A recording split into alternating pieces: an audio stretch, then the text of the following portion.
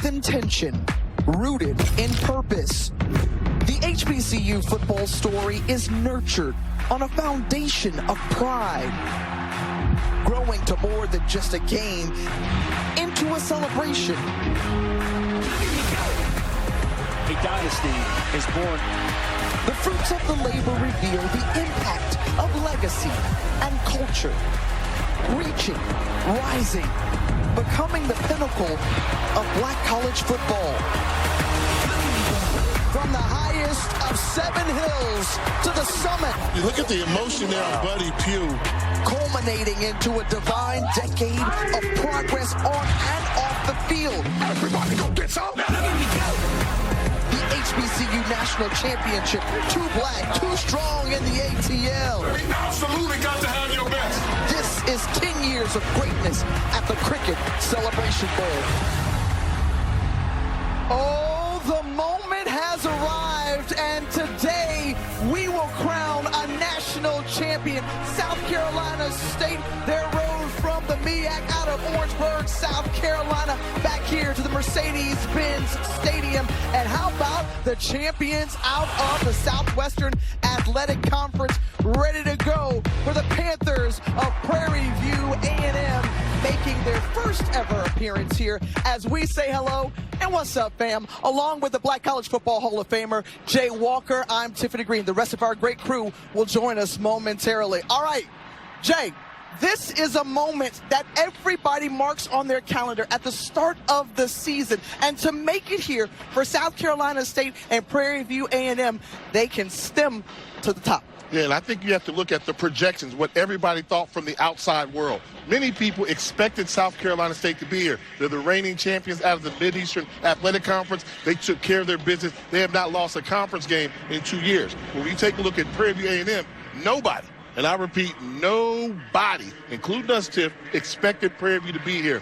The team that came in there under a first-year head coach, they exceeded all expectations, and they're one game away from an HBCU national championship. The Panthers certainly on a prowl, but they're going to go up against a seasoned, storied, steady program, as you mentioned, Jay, in South Carolina State, trying to add to their championship legacy. You know, South Carolina State's a school that has 4 Pro Football Hall of Famers and a number of players in the NFL right now. Their style of football is to push you around. They play bully ball. They back down from nobody. They must control the line of scrimmage. And if South Carolina State wants to get that HBCU national championship to add to their repertoire, they're going to need to protect their quarterback, Billy Atkins, their playmaker. On the opposite sideline, let's go Prairie View. Let's take a line out of Drake's page, right? Started from the bottom, now we hear, that Prairie View. That Prairie View has an opportunity to become the Prairie View. That Prairie View, the one that had the longest losing streak in the history of college football, has an opportunity to win a game a day and become the Prairie View, which would mean they would be the HBCU national champions. First time on this stage, both coaches ready to pour into their teams and get you ready to go. I'm proud to be your coach. I love you. You make sure you love each other. And listen. Let's go beat their ass. Let's go beat their ass. That's right, let's go grab it. All disrespect. This team is built for this moment. So let's get ready to go. Let's do what we always do. And let's get ready to go rock and roll. Ain't a whole lot to talk about today, man. What's the matter with the team? What's the matter with the O? What's the matter with the D? What's the matter with the team? Let's get ready to go get it, man. That's it. That's it. Everybody gonna get some. Put a little bit. Hey, let's go get it. Let's go get it. You're watching Capital One Bowl Mania. Let's get ready as we are ready to rock and roll. You're watching the 2025 Cricket Celebration Bowl from Atlanta. Prairie View A&M, about 45 minutes outside of Houston, made the trek here. First time on this stage, a remarkable season they have had, and they're trying to do something that they haven't done in decades, and that's win a Black College Football National Championship. Meanwhile, South Carolina State, who has been here third time in 5 years, they had the glory back in 2021, came up short last season. Bulldogs 9-3 overall on the year. They won the toss. We'll defer, so Prairie View A&M will get the ball first, as it's a fair catch as we send it down to the field. And our man Harry Styles, what you got down there, man? Yeah, guys, you know, South Carolina State said that they learned from last year's moment to be prepared for this year's moment, but obviously there had to be a change there. That change has been the mantra, which is HTR. Hold the rope. Chennis Berry had his team all get 6-inch pieces of rope and said, as long as you hold on to this rope, hold on to each other, we can accomplish our goals. And that goal today is to win a Celebration Bowl championship. Now over to Quint Kesnick, who's got a view of Prairie View. Prairie View, infamously known for that 80-game losing streak from 1989 to 1998. Those 9 years they didn't win a game. But the transformation under first-year coach Tremaine Jackson has been evident.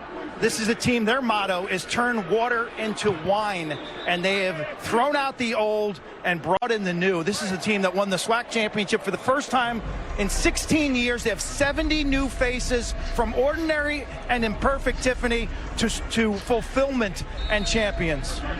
All right, thanks so much, fellas. We look forward to your reports throughout, from the frontier to the Mecca of the South. Let's say it, Atlanta, Georgia, and Prairie View A&M starting things off. Cameron Peters, the quarterback, the senior out of Missouri City, Texas. Number 4 in purple. We expect to call his name quite a bit. Going to the outside quickly and trying to target Andre Dennis. That pass incomplete with Jalen Levine on the coverage. And boy, we saw Cameron Peters take over in that SWAC championship game last week and that win over Jackson State. He's the guy that can make it go. 7 interceptions on the year, and of those 7, he threw 4 of those in one game. They're one loss in the season, so ball security will be the key. This is an offense that likes to attack, very balanced. They can throw for 300 yards. They can also rush for 200 yards. In this opening drive, they have to figure out what works best for them against South Carolina State. Well, South Carolina State always known for their vaunted defense. Shamari Reed in on that tackle, and now 3rd and 9 as Cameron Peters looks to the sideline. 10 wins on the season for Prairie View. An outstanding year for first-year head coach and SWAC coach of the year in Tremaine Jackson.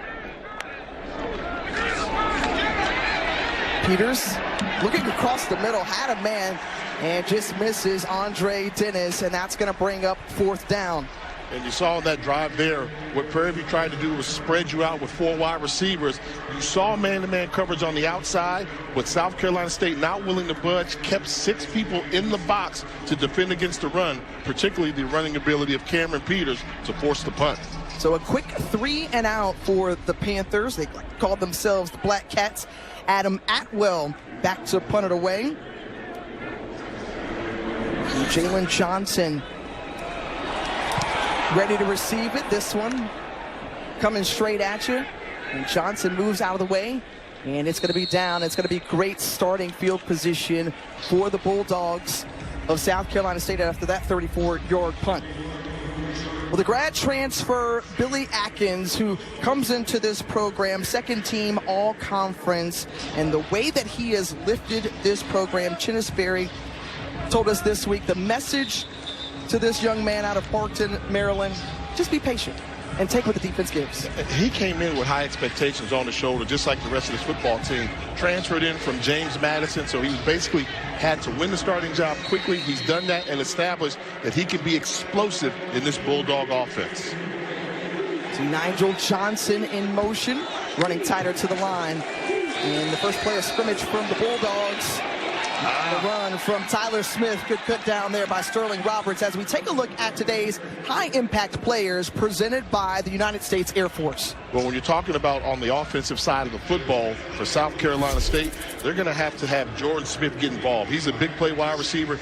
He's paid his dues. This is his 3rd time playing in the postseason. They need him to step up like he has all year. And for number 4, Traver Randall, all-conference performer, he has to be involved in the run game as well as the pass game against this offense. Here on 2nd down, the handoff once again keeps it on the ground. Tyler Smith working for yards. It's going to bring up 3rd and 5 for the Bulldogs. And, you know, one thing I want to see is how does South Carolina State handle the speed of Prairie View A&M? This is one of the fastest FCS programs I've seen in a while. Prairie View flies around on the football. On the first play of the game, the running back for South Carolina State thought he saw daylight to the outside, was tackled quickly at the line of scrimmage. You can't bounce against this team. Third down conversions, an area where South Carolina State has been successful throughout the season, leading the MEAC at 47%. Now dropping back to pass. Atkins has his man on the outside, completes it to Johnny Jones. The ball comes out, but a first down and move the chains as Eric Zachary was there on the tackle. For South Carolina State, when you talk about this great defense for Prairie View A&M, they are the best passing offense, not only in the MEAC, but one of the tops in the country. 7th best in all of FCS. They average 286 yards in their aerial attack. Sounds good. However, you're going against the #1 passing scheme defensively in all of FCS football. Prairie View A&M only gives up 128 yards per game in the air. The flea flicker as Atkins unloads down the seam and misses his man. Nigel Johnson was the intended target, but a number of purple jerseys were around, including Trevor Randall. Yeah, they don't give up the deep ball. So what are you trying to do? You're trying to give them some eye candy, trying to do a flea flicker early on. Linebackers do a great job. They recognize this early, and as you mentioned, Randall, #4, able to run underneath that to reroute the wide receiver. This is a very good passing secondary that Prairie View A&M brings to Atlanta. The graduate student out of Greenwood, Mississippi, the defensive MVP when we talk to the coaches this season, and obviously the top tackler for the Panthers as well in this 3-3-5 stack scheme on 2nd and 10. And way to get out of the tackle from Tyler Smith, still on his feet, switching field, and a hard-earned loss of 1 there. And coming up to make the play, Denarius Hollywood. If you cannot run downhill versus Prairie View, you're not going to beat them when you change direction. Missed tackle in the backfield, but you think you're going to outrun those purple jerseys? Look at the defensive linemen. Look at the linebackers coming up, keeping contained, just nowhere to go to. This defense from Prairie View swarms to the football, and I don't think you can beat them going side to side. Here on 3rd down, line to gain for the Bulldogs will be the 39-yard line for the Panthers. Billy Atkins, who comes in, completing 62% of his passes on the season, better than 2,300 yards, and a timeout taken before the snap by South Carolina State. Timeout. I think this is South a smart Carolina timeout State here. University. Early in the football game here, 3rd and 10, 30 you're in midfield. They've got to be thinking, you know what, if we pick up 5 to 6 yards, we may go for it on 4th down. I agree with the timeout. We'll see how it plays out when we come back to the ATL. Well, South Carolina State out of the MEAC looking to continue their dominance in this Cricket Celebration Bowl. They've doubled up on the SWAC, leading the series 6-3. The South Carolina State Bulldogs looking for their 2nd championship in 5 years. A big 3rd and 11 after the timeout here. The 6th play of this drive, as you see, wide receiver stacked to the bottom of your screen. Billy Atkins has plenty of time, but it's swallowed up really quickly as that defense coming through. Sterling Roberts was one of the guys to get there. And the Panthers sacked the quarterback. Sterling Roberts did his job from his middle linebacker position. Yeah, you know, we take a look at the scheme. You're going to see the man cover, so that's shown to you right away on the outside. You have to recognize that. But then he takes too long to decide, I'm going to get involved. The 2 linebackers were there to spy him. Once he decided to leave the pocket, it was too late. Nowhere to go. Big play for the Prairie View defense. Matthew Moore, who was also in on that stop. So now, Elliot Yanish on to punt it away. Andre Dennis standing at his own 10, fumbles the football, lost it, it's still on the ground. And Prairie View A&M very fortunate to come up with it as Jacoby Banks recovers it. And this is just a drop. You know, in the breadbasket, looking at the oncoming would-be tackler. 2 Bulldogs with an opportunity to come up with the fumble recovery, but a good job by Jacoby Banks for Prairie View A&M to keep possession of the football for Prairie View. By the receiving team, it's 1st down. And so Cameron Peters and the offense coming back onto the field for the Panthers. He started out well in his opening game of the season against Texas Southern, winning in that nail-biter, and then was benched for a few games because of his approach and preparation, but he's since been inserted back into the starting lineup since that Alcorn State game and has not looked back. Lamontier McDowell on the carry, up ahead, and getting some tough yards and some running room for Prairie View A&M. Hey, folks, if you're not familiar with Prairie View A&M, we're going to let you know a little bit about them. Right outside of Houston, less than an hour, an outstanding campus, absolutely beautiful. One of the oldest public institutions of higher education in the state of Texas, established in 1876, and it has produced a number of notable alumni, but one that stands out football-wise, Jake, their lone Pro Football Hall of Famer in Ken Houston. Absolutely, in a school that produces a number of engineers, one of the best engineering school programs you'll see in the country. 9,000 plus in undergrad, 11,000 total, known for, as you mentioned, that engineering, agriculture as well. I missed on that one. I should have known. Anytime you have an A&M university, it's agriculture. How did I miss that one? That's right. Under the leadership of Dr. Tamikia LeGrand. After that first down conversion, fresh set for the Panthers offense. And outside, and Andre Dennis can't bring it in. It's going to be 2nd and 10. And what I'm seeing from Prairie View right now is they have to block out the light.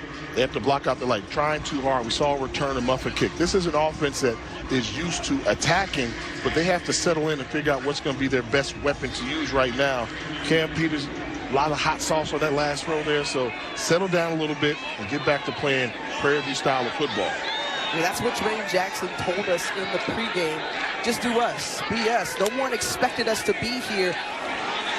And here they're playing for a national championship, the first since the 60s, as we send it down to the field with Quinn. Maybe getting tackled will calm down Cam Peters, because on that first drive, he had 2 really wild overthrows. During the timeout, he was looking at the iPad, had his headset on, talking to the OC upstairs. They talked about the footballs, but he gunned that ball on that little bubble screen. He clearly has to settle down, Cam Peters, quarterback for Prairie View.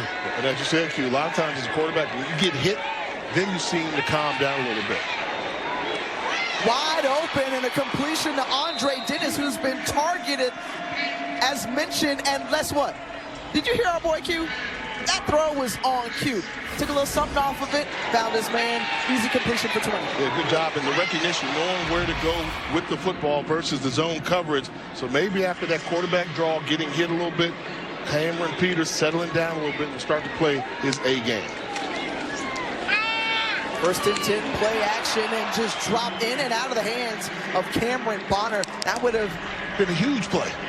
I mean, this is what you want. You've got the RPO option. You have the slant route. If the cornerback does not make the tackle, that's a touchdown. But Cameron Bonner not able to hold on to the football to help out his quarterback. Boy, I tell you, Jermaine Jackson has really loved the maturation and the growth that he has seen from his quarterback. You saw there just telling them to calm down and regather themselves here on 2nd down. And going, he's got a man open, and that's Andre Dennis in stride as he's tripped up a touchdown, saving tackle made by Jalen Levine. But a huge gain of 47. Yeah, good job selling him on the inside slant route. Just turns on the Jets. Perfectly thrown pass from Cam Peters. Caught the defensive back, peeking on the inside shoulder on the slant, guessing. Big play for Prairie View A&M. And now the Panthers inside the red zone after that explosive play. And here on 1st down, keeping it through the air and going to the outside again, but this time not fooled, but Johnny on the spot. And there to make the tackle is bringing Scott, the rover in that defense for the Bulldogs. Loss of 2. Take a look at the offensive production in the red zone by Prairie View this year. 37 touchdowns, 9 field goals. They walk away with points. But in the game of this nature, early drive, they would love to get a touchdown to get the 7-point lead. The lead, hand off to Bingham. And Bingham is tackled by Scott again. So now it's going to bring up 3rd down and 7 And so here, now you watch this play of 10 yards to this point. They were able to recover that football, drive down thus far 81 yards down the field. They're taking some time. What's Chinnis Berry's defense got to do to hold? Well, they automatically going to take away the quarterback draw. You saw the film from a week ago. They like to run their quarterback on quarterback draws in this situation, but you cannot continue to leave your defensive backs on an island. Through the air, coming across, and Josiah Rockwell is held up short. The tackle made by Jared Washington, one of those impact players you talked about, Jay, the MEAC Defensive Player of the Year. Yeah, that's a matchup I want to see. Jared Washington, an NFL caliber cornerback, going against Isaiah Rockwell, who's the go-to guy.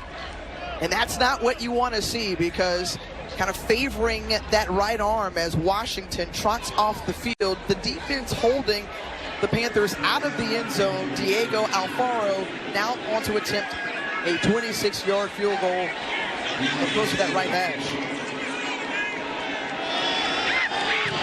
Panthers looking to get on the board first, off the upright, and it is no good. So coming up empty on that possession for the Panthers. And Prairie View A&M is knotted with zeros on the board. Hey, no good. Chinnis Berry saying, we did that. Good hold, fellas. The Cricket Celebration Bowl is brought to you by Cricket 5G and Coca-Cola. Fan work is thirsty work. 10 years in and some of the flashy moments. You go back to 2022, Coach Prime in his final game with Jackson State, North Carolina Central, able to top the Tigers in overtime to win the HBCU National Championship. See that image, and you saw T.C. Taylor up behind Coach Prime, who was now the head coach of Jackson State. But what about that assist run by Mookie Collier? That really set the tone and helped guide North Carolina Central to the national championship. Back here, 1st and 20 for the Bulldogs. Tyler Smith on the carry as we send it down to Harry with an update on Jared Washington.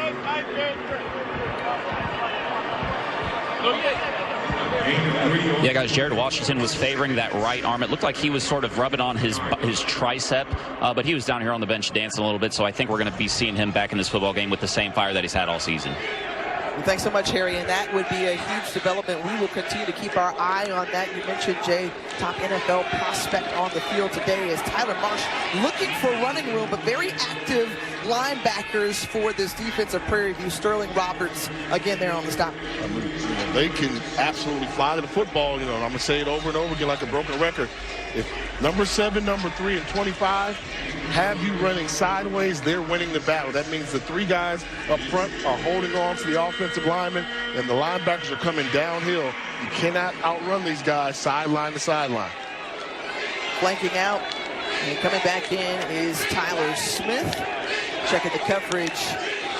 And the snap to Billy Atkins. And Atkins looking to his left. Pass complete, but it's going to be short of the sticks as Jalen Johnson is able to haul it in. Eric Zachary there is one of the best athletes all around and coming up with the tackle. And a really good job by the defense for Prairie View A&M. They have a 3-man defensive line front. They drop 8 in obvious pass situations. You have to be able to push them around. And South Carolina State has struggled doing so in establishing any type of control of the line of scrimmage. Janish back on the field after the 3 and out. And most importantly, Andre Dennis wanting to secure this football after bobbling it and fumbling it the last time. He's got it in, hurdles a defender, but it's quickly brought down right after that 45-yard punt. And just a 4-yard return. Well, Jay, the biggest stage in HBCU football, a national championship is on the line as you becoming the pinnacle of black college football at the Cricket Celebration Bowl. Chasing that trophy, that glory, as Prairie View A&M making their first appearance in this Cricket Celebration Bowl. Cam Peters looking for some room to run, nowhere to go, as we send it down to the field with Quick Kesnick standing by with a very special guest. Yeah, that guest is Dr. Dennis Thomas, brainchild of the Celebration Bowl a decade ago. How would you best describe the last 10 years of this game? Oh, it's been phenomenal, tremendous growth. And first, I'd just like to thank John Skipper, Burt Magnus, Pete Derzick, and John Grant for not only seeing the vision, but investing in the vision. Thank you, Dr. Thomas. Well, thanks so much, President, or rather Commissioner Emeritus of the Mid-Eastern Athletic Conference. And just thinking about how many times he had to go and try to knock on the door and convince not only the coaches in his conference, but also the SWAC to actually have this SWAC champion versus MEAC champion and do an HBCU national championship. He said those seeds were planted long ago, and he had to water them over time before he wore them down. 3rd and 12 for the Panthers, dumping it out of the backfield to Chadrick Bird, and Bird picks up the first down across the 45-yard line. As Jarrett Washington, who we were keeping our eye on, back in the game. Yeah, great job of patience by Peters, the quarterback, allowing the running back to get outside. He had a blocker in front of him. Really good job of getting downfield. The block was Mawalai, number 75.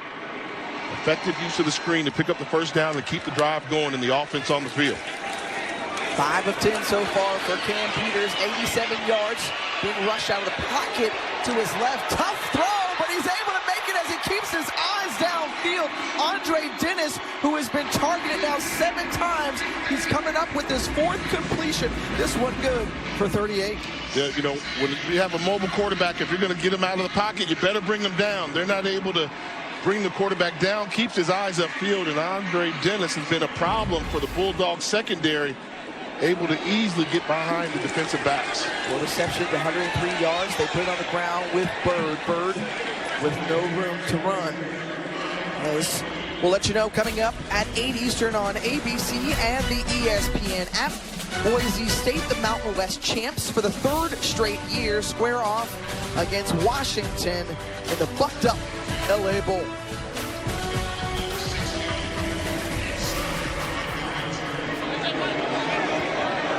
Down here in this situation, look for number 11 at the bottom of your screen. This is a matchup they need to take advantage of right there. That's where you've got Rockwell, who's their go-to guy. Tremendous catch radius, one-on-one, but no, somebody else is open. Instead, in the end zone, that's Ethan John, the tight end, for the TD catch, and the Panthers on the board. Well, after that missed field goal on their last time in the red zone, this time, Cam Peters and this Panthers offense connect. A really good job by offensive coordinator Chris Buckner utilizing the tight end. They talk about Ethan John's versatility. They can put him in a 3-point strand. They can flex him out and able to find the soft spot in the defense for the easy score for the Panthers. Alfaro on to attempt the extra point. This one is up and through. Just more than 2 minutes taken off the clock. 6 plays, 69 yards, resulting in another Cam Peters touchdown, his 20th of the season, as Ethan John coming up big. Yeah, they do a really good job. They just give you an exotic formation, so you're going to see Johns is the guy that's in the middle of it. You got the safety coming up to play defense from 15 yards back. By the time he gets to him, his momentum's coming forward. Johns is going backwards. Nice concept design by the Panther offense. First touchdown catch of the season for the junior out of Milwaukee, Wisconsin, a player that they inherited. And here you go, the marching storm from Prairie View A&M. Yeah, that touchdown will strike up the band.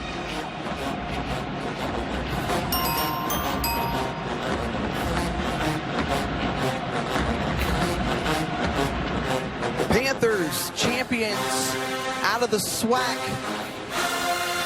looking to continue to change change the narrative, flip the script. You heard Q talk about that losing streak back in the 90s, and now we saw a championship in the SWAC in 2009. They knocked off the defending SWAC and HBCU national champion at Jackson State Tigers to make it here to their first ever Cricket Celebration Bowl. Off to a good start right now, but they have to keep momentum coming. And this is a very important drive for South Carolina State as their offense takes the field. They need to establish who's the better team in this football game. Well, let's let you know a little bit more out of this group from South Kakalaki, from Orangeburg to be exact.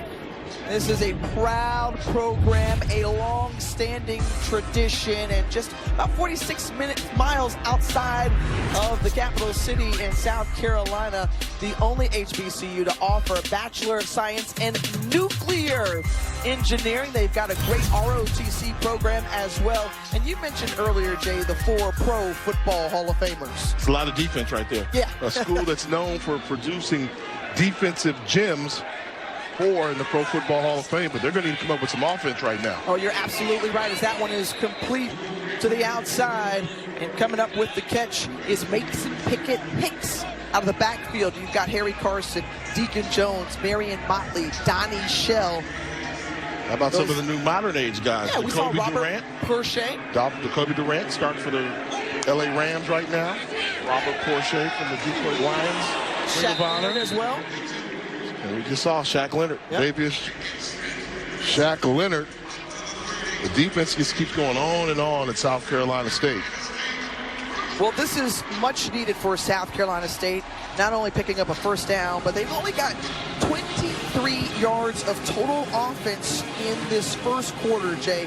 So they've got to find a way to pick it up.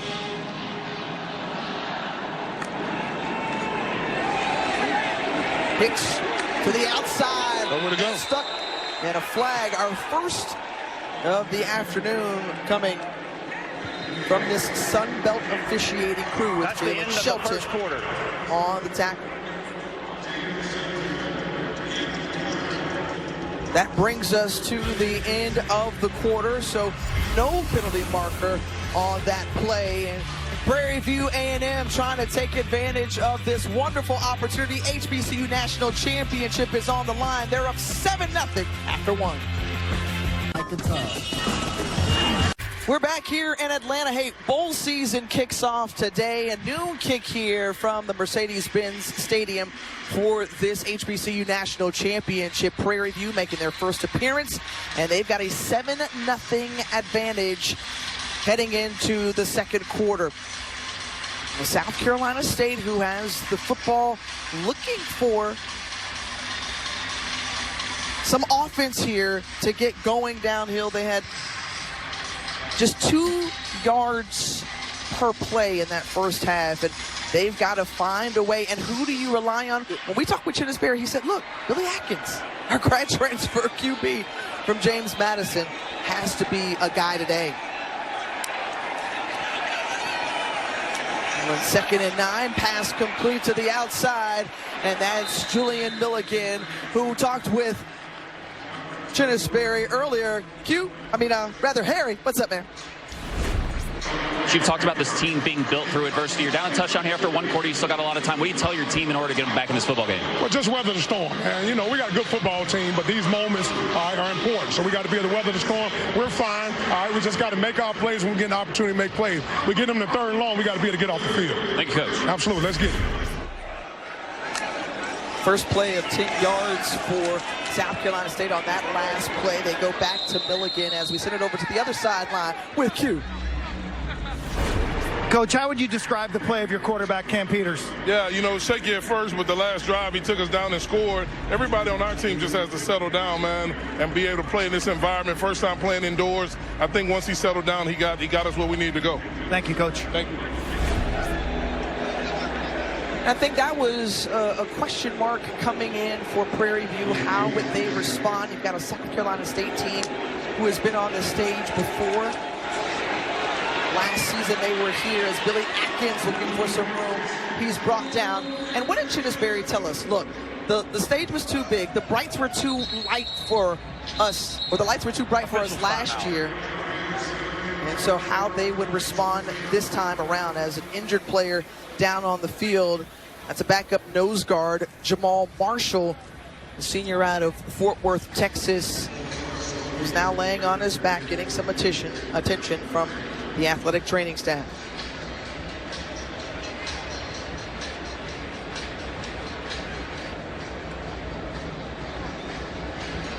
Well, Jackson on the field, checking on his player. We will step aside here. 3rd and 7 coming up. Sowed with intention, rooted in purpose. This is 10 years of greatness at the Cricket Celebration Bowl. Back here in the capital city of Georgia, the season starts here with the Cricket MEAC SWAC Challenge, and it ends here in the Cricket Celebration Bowl. 3rd and 7 coming up for South Carolina State. Billy Atkins so far, 5 of 6, 31 yards, 5 different receivers. What does he have to do here? Settle down. The 3-man rush here, he's confused. He does not understand the coverage he's seeing. This is what Prairie View does. They'll get close to the line of scrimmage and then sprint into a zone. Trust your protection and find an open receiver. It's taking too long to make up his mind, and that's why he's getting sacked right now. And again, the speed of the defense that you have talked about from Prairie View A&M on full display once again. And this is in real time again, folks. Yeah, you know, once you get to 1,003, you have to know he missed the crossing route early because he did not anticipate it. The moment you blink, this defense is on you in a hurry. It's the scheme and the speed of Prairie View A&M that has produced 3 sacks already today. And if South Carolina State does not make an adjustment and the quarterback doesn't speed up his rhythm, that number total could increase by a lot. So the punting unit back on. Finish once again. Puts it in the air. And Dennis watches it bounce as it's down here about the 14.5-yard line. Let's look at our drive recap brought to you by Red Lobster. You know, what it's all about, it's about quarterback play. This is how you play the quarterback position. Cam Peters knows he's going to face some pressure and adversity, but what does he do? He doesn't panic, spins out of the pocket, and look at his vision. Continues to look downfield, waits for his receiver to make a cut, throws the ball to him for the explosive play, which capitalized on a drive that put points on the board. Cam Peters showing you how to get it done the right way. 7 of 12, 141 yards, 1 touchdown already today, but 11 of his 12 pass attempts, Jay, have gone to open targets. The handoff on 1st down, and the running back McDowell up ahead for a gain of 5. Yeah, really good job right now winning the chess match by Prairie View. They realize that, hey, our wide receivers can get past the DBs, so South Carolina State's starting to play a little bit more zone coverage. The 2 safeties are 10 yards from the line of scrimmage to help out in the passing game. So when the passing game's not there, you run the football. And low throw, and it's incomplete. Well, the FCS quarterfinals roll on at 3:30 Eastern right here on ABC. 11th seeded South Dakota squares off against 3rd seeded Montana, also available on the ESPN app. And you are Mr. FCS, Jay. Hey, you know, Montana State won yesterday. So if Montana wins that game, it'll be a rematch of the Brawl of the Wild with the winner going to the championship game. North Dakota State's already out, so it's open for anybody to win the FCS playoffs. Here on 3rd down, going back, and the defender falls down, and the pass is complete. And Rodney Ojo with the reception, and 1st down and more. Pick up a 14. Staying with it. You know, this has been unconventional. We've heard Coach Berry talk about we have to get the quarterback down, but a little run route, and you see the defensive back go down there. Jabin Ford, he falls down. They take advantage of it. Extending the plays, Cam Peters keeps his offense on the field. Play action, and that one incomplete to Rockwell, but a penalty marker comes out as Jared Washington saying, wait a minute, thought I had good coverage there. I thought he had good coverage as well. I mean, on the slant route, you have to be able to get your arms in front. Defense number 12, 15-yard penalty, automatic 1st down. And this was the matchup I wanted to see with Jared Washington, the NFL talent quarterback. This is how you play it. Going hard on the inside route. A lot of contact, but And Jay, back here on the field, the lights go out temporarily. They come back on, Jay, in between the plays. And Prairie View working with fresh set of downs on their own 49. In the backfield, double pass. He's got an entourage. Peters has a whole bevy of blockers ahead of him. And Chris Buckner, let's give credit to the offensive coordinator, Buckner, for his diversity in play calling. I mean, this is what you have to do. You got the speed, so they use the speed to keep them on their heels. And if Cameron Peters would have slowed down just a little bit and let the 4 linemen downfield get the blocks. I mean, look at this right here. You got all these guys right here. Let them hit somebody. He outran the blocking scheme, and that could have been a touchdown. A little bit impatient, but still a huge play for Prairie View. They keep it on the ground again, and plenty of room, and that's Cameron Peters. Yo, he did a lot of that last week in the SWAC championship, and he runs it in from 27 yards out. Panthers put another score on the board. You saw Chennis Berry there telling his team, settle down, we'll be in there. Well, you need to do something. They do the little, this is a quarterback dive that we saw them run successfully versus Jackson State a week ago. And this time here, you cannot have a quarterback go, is that untouched? I'm going to call that untouched into the end zone, in the red zone. Somebody missed several assignments on that one. Prairie View A&M cooking here in the first half. Cam Peters, who has been a difference maker so far today on offense, and up 2 scores is Prairie View A&M, the SWAC champions. And look, Chennis Berry has been here before, back-to-back appearances. He said, fellas, we can't hang our heads low. Can they withstand the moment and shine on this stage? We'll find out when we come back. $5, $7, or $9 Lux Cravings Box, only at Taco Bell. The Cricket Celebration Bowl is brought to you by X Program. Outsmart nicotine and quit for good at xprogram.com. Paid for by Truth Initiative. And Capital One. What's in your wallet?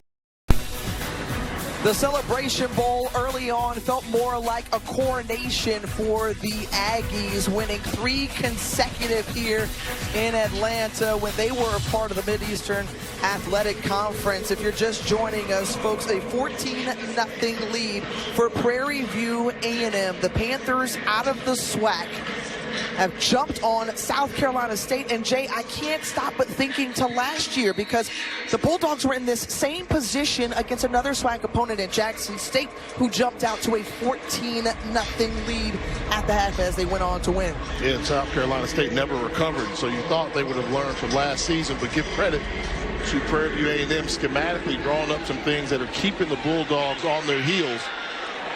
Jalen Johnson bringing this one out and gets it past the 20-yard line. And let's talk about schematically. You know, we know they're going to run quarterback draw, but I want to give a shout out to C.K. Carter right here, number 71, getting an opportunity to start in his hometown. And then you're going to see the pull and guard come across the formation and seal it off here. When they do this, when you see linemen getting bodies on bodies and wrestling them with linebackers, that means they're getting in the way. Wide open running lane for Cam Peters. And clicking on all cylinders. Is that what it's about? C.K. Carter. Giving that love. From the ATL. Went to Benjamin Mays High School right here in the ATL. He's a backup, but he's getting a start here today. So doing the most when his number's called. The depth of Prairie View A&M. The run up ahead. Let's send it down to Harry. Guys, I don't know if we can see it here, but if you zoom in on the right hand of Billy Atkins, he received treatment during that last Prairie View A&M possession because of a big gash that he's got. He was bleeding pretty badly, not just on the back of his hand, but also on his middle and ring finger. Something to keep an eye on, not just on this drive, but for the rest of the football game. Good eyes, Harry, and you can see it right there. Is still marks of blood on the outside. He's ready to go. He's a gamer, right, Jay? If he can keep the bruising down on that side, he'll be all right. Maybe a little bit sore, but he just want to keep the swelling down. He should be able to hold the football and throw it effectively. And remember, this is a player in Billy Atkins coming over after graduating from James Madison. earned his economics degree, and a second-team all-conference quarterback who had to replace the Black College Football Hall of Fame Player of the Year in Eric Phoenix from a season ago. And came in and really gave him a spark. Diversified the offense. Ryan Stubblefield, the backup quarterback, is more of a runner than Atkins is, but he really got the wide receivers involved in the passing game. Timeout, Prairie View A&M. A timeout taken by Prairie View, and so we will step aside here as well. Jay, before we go to break, though, partner, let's see what's on the inside, because I like the drip on the outside. Oh, you like this? But I thought also it looked like said an you were Black College Football Don't it look Hall like of an Famer. Academy Award or something like that? And the award goes to. Come on, hit us when with you it. hear somebody's going to join me in my elite fraternity, Bam, you got a the Black coordinate. College Football Hall of Fame representing HU, America's HBCU, with that one. If you look good, you feel good, you feel good, you play good, you get paid good. Well, coming up at the half, we will hear from the Marching 101 and the Marching Storm, but a huge third down here, 3rd and 5 for South Carolina State. They're looking to get something going, and stepping out of bounds after that reception, Johnny Jones, and that's going to move the chains. Just enough yardage there, but I like the play calling there and the quick decision. If your quarterback's not seeing things right away, take it out of his hands, rely on the quick passing game, which goes more while you're pre-snap read.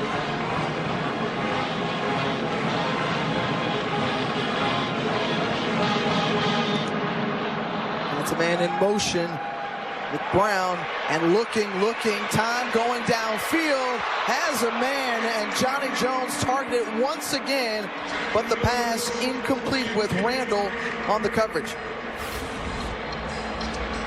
The throw there, help out your quarterback, make that catch there. Instead, it's just a long incompletion, and can't afford that if you're South Carolina State. You have to get ahead of the chains. You have to win on 1st and 2nd down to make it 3rd and short. You throw an incompletion on 1st down, hard to recover against this Prairie View A&M defense. That was one of the things Chennis Berry told us. You know, they have been so great all season long last year on converting on 3rd downs and stopping teams on 3rd downs, and they struggled in that championship game. They hope not to put themselves in that position again as Jalen Johnson gets near the marker. He stopped short. Oh, was he down? They say he was down before the ball came out. So it's going to bring up 3rd and short.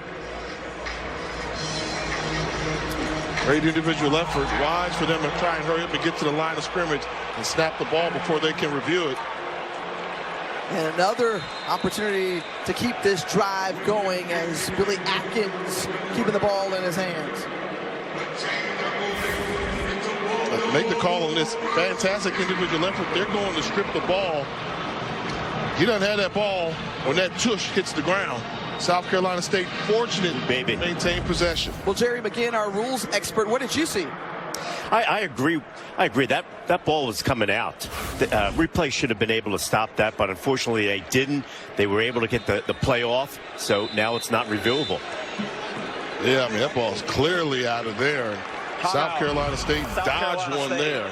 Their second.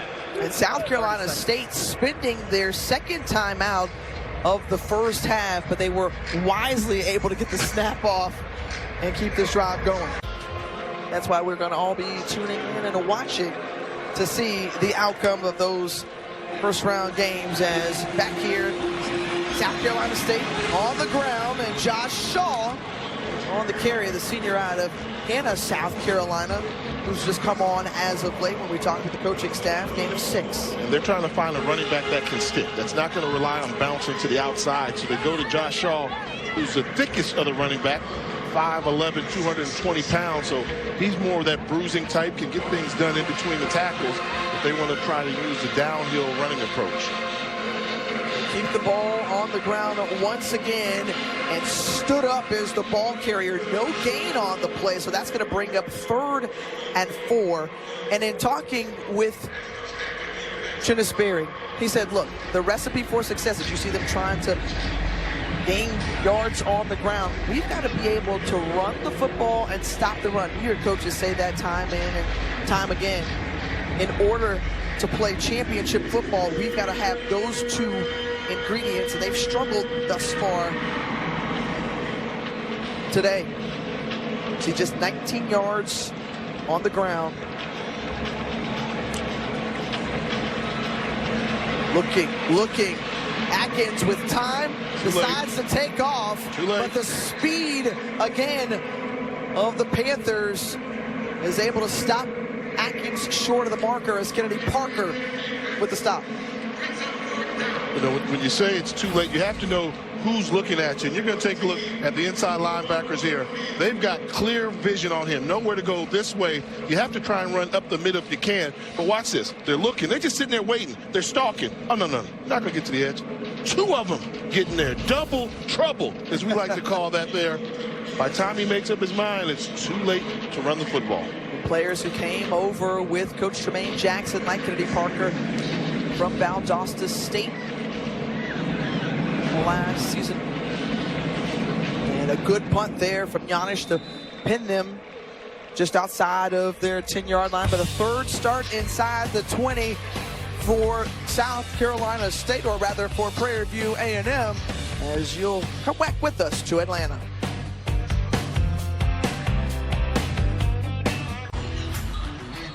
All right, let's take a look at how Cam Peters has been the man, the myth, the legend in this game. Zipper concept, all quarterbacks know that.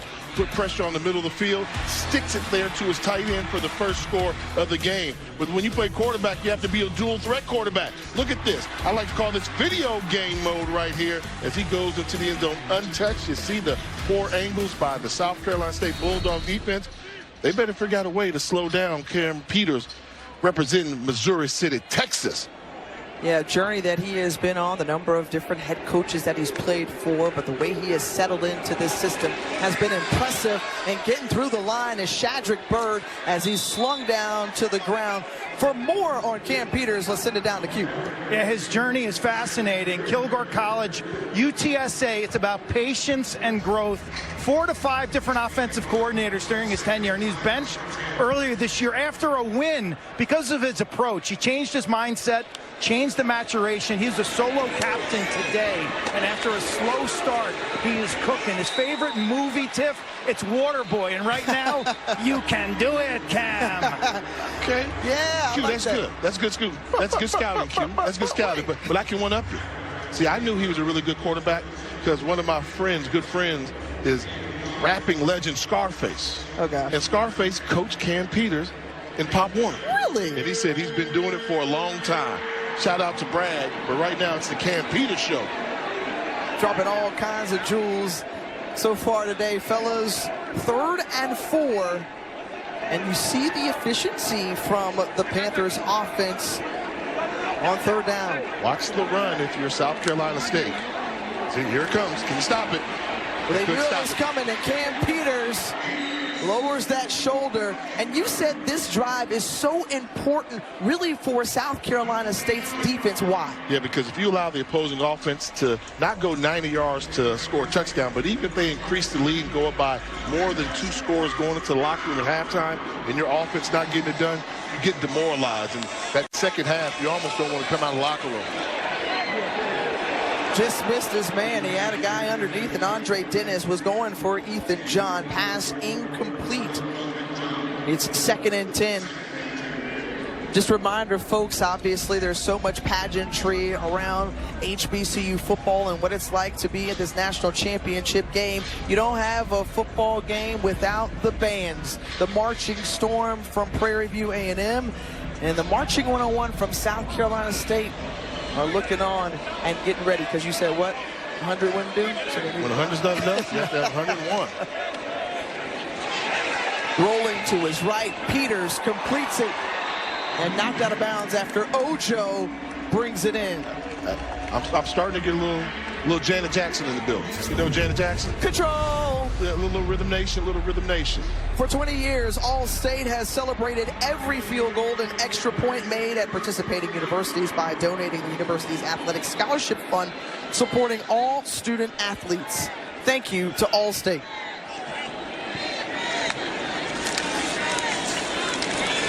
Patient running, nowhere to go, and clogged up immediately as Malik Harp was in on the stop. And so what South Carolina State has to do is they've got to stop Cameron Peters from playing in control and finding his rhythm. That's what I meant by the Janet Jackson Rhythm Nation reference. He's got the rhythm right now, and he's playing in control. What do you have to do? Disrupt him, make him uncomfortable. Don't allow him to go through his progression so easily. Right now, names that we haven't talked about much or called much: Jarrett Washington, Jordan Franklin, Joshua Barker up front, and an open Rodney Ojo, and Ojo down that left seam, and Cameron Peters right now is feeling his flow. You said he was cooking earlier? Yes. Come on. Take me through there, Jay. Cooking with grease right now in the offensive line, get him protection. With bodies flying around him, he's still able to give his receiver time to set up the nice shake route up the seam. Perfectly run route by Rodney Ojo. Ball delivered for a strike. Prairie View A&M cooking. Was there a face mask there as well, Jay, on that play? They could have maybe added some more yardage potentially as we approach the 2-minute timeout. 211 yards for Cam Peters through the air. There's no room to run for McDowell. He's brought down and stopped by Tyler Jones. And now that 2-minute timeout is here with a 14-0 advantage for Prairie View A&M, and the Panthers could have had some more yardage. When you look back at that play, as you know, Tyler Jones looked like he got a little bit of that face mask from Rodney Ojo. Jerry McGinn, our rules analyst who sees the game so well. I mean, Jerry, are we correct in that thought, right? Exactly. That would have been a nice get by the back judge. That would add it on another 15 yards. So, a little miss. Meanwhile, you can't miss this. This casket clean right here, okay? This Sunday best coming out. What is that, velvet? Yeah. Man. Hey, Jay, he's trying to rival you right now. You know what I'm saying? Look like we went to the same tailor. I got to tell my tailor, Raj, what are you doing? Supposed to have exclusive rights when it comes down to the dressing and the gear. But I like the John Witherspoon. You got to coordinate, and you did that for sure. I tried to do a little something right there. But how about this event down here? And we've seen this. You talk about the growth of this game, the 10-year anniversary of it. You know, it's more than just a football game. It's the outfits. It's the get-togethers. It's kind of like the HBCU homecoming for both conferences here in Atlanta. This game continues to grow. I'm proud to be part of it. I love that we saw so many different schools represented just in and around town, and obviously here today in the stadium. But just the importance of repping your conference.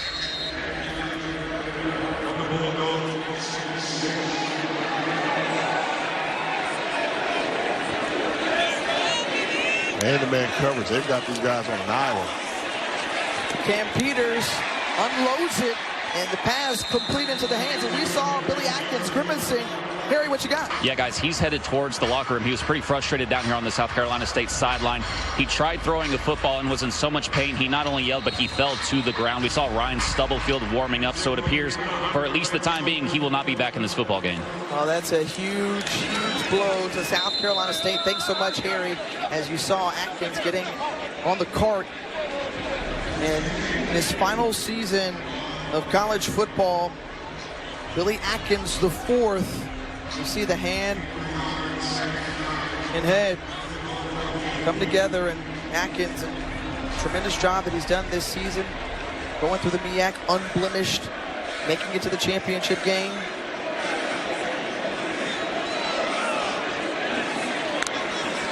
Here on 2nd and 9, Prairie View trying to tack on some more. Oh my goodness! You called his name earlier, Josiah Rockwell, a dude, brings it in.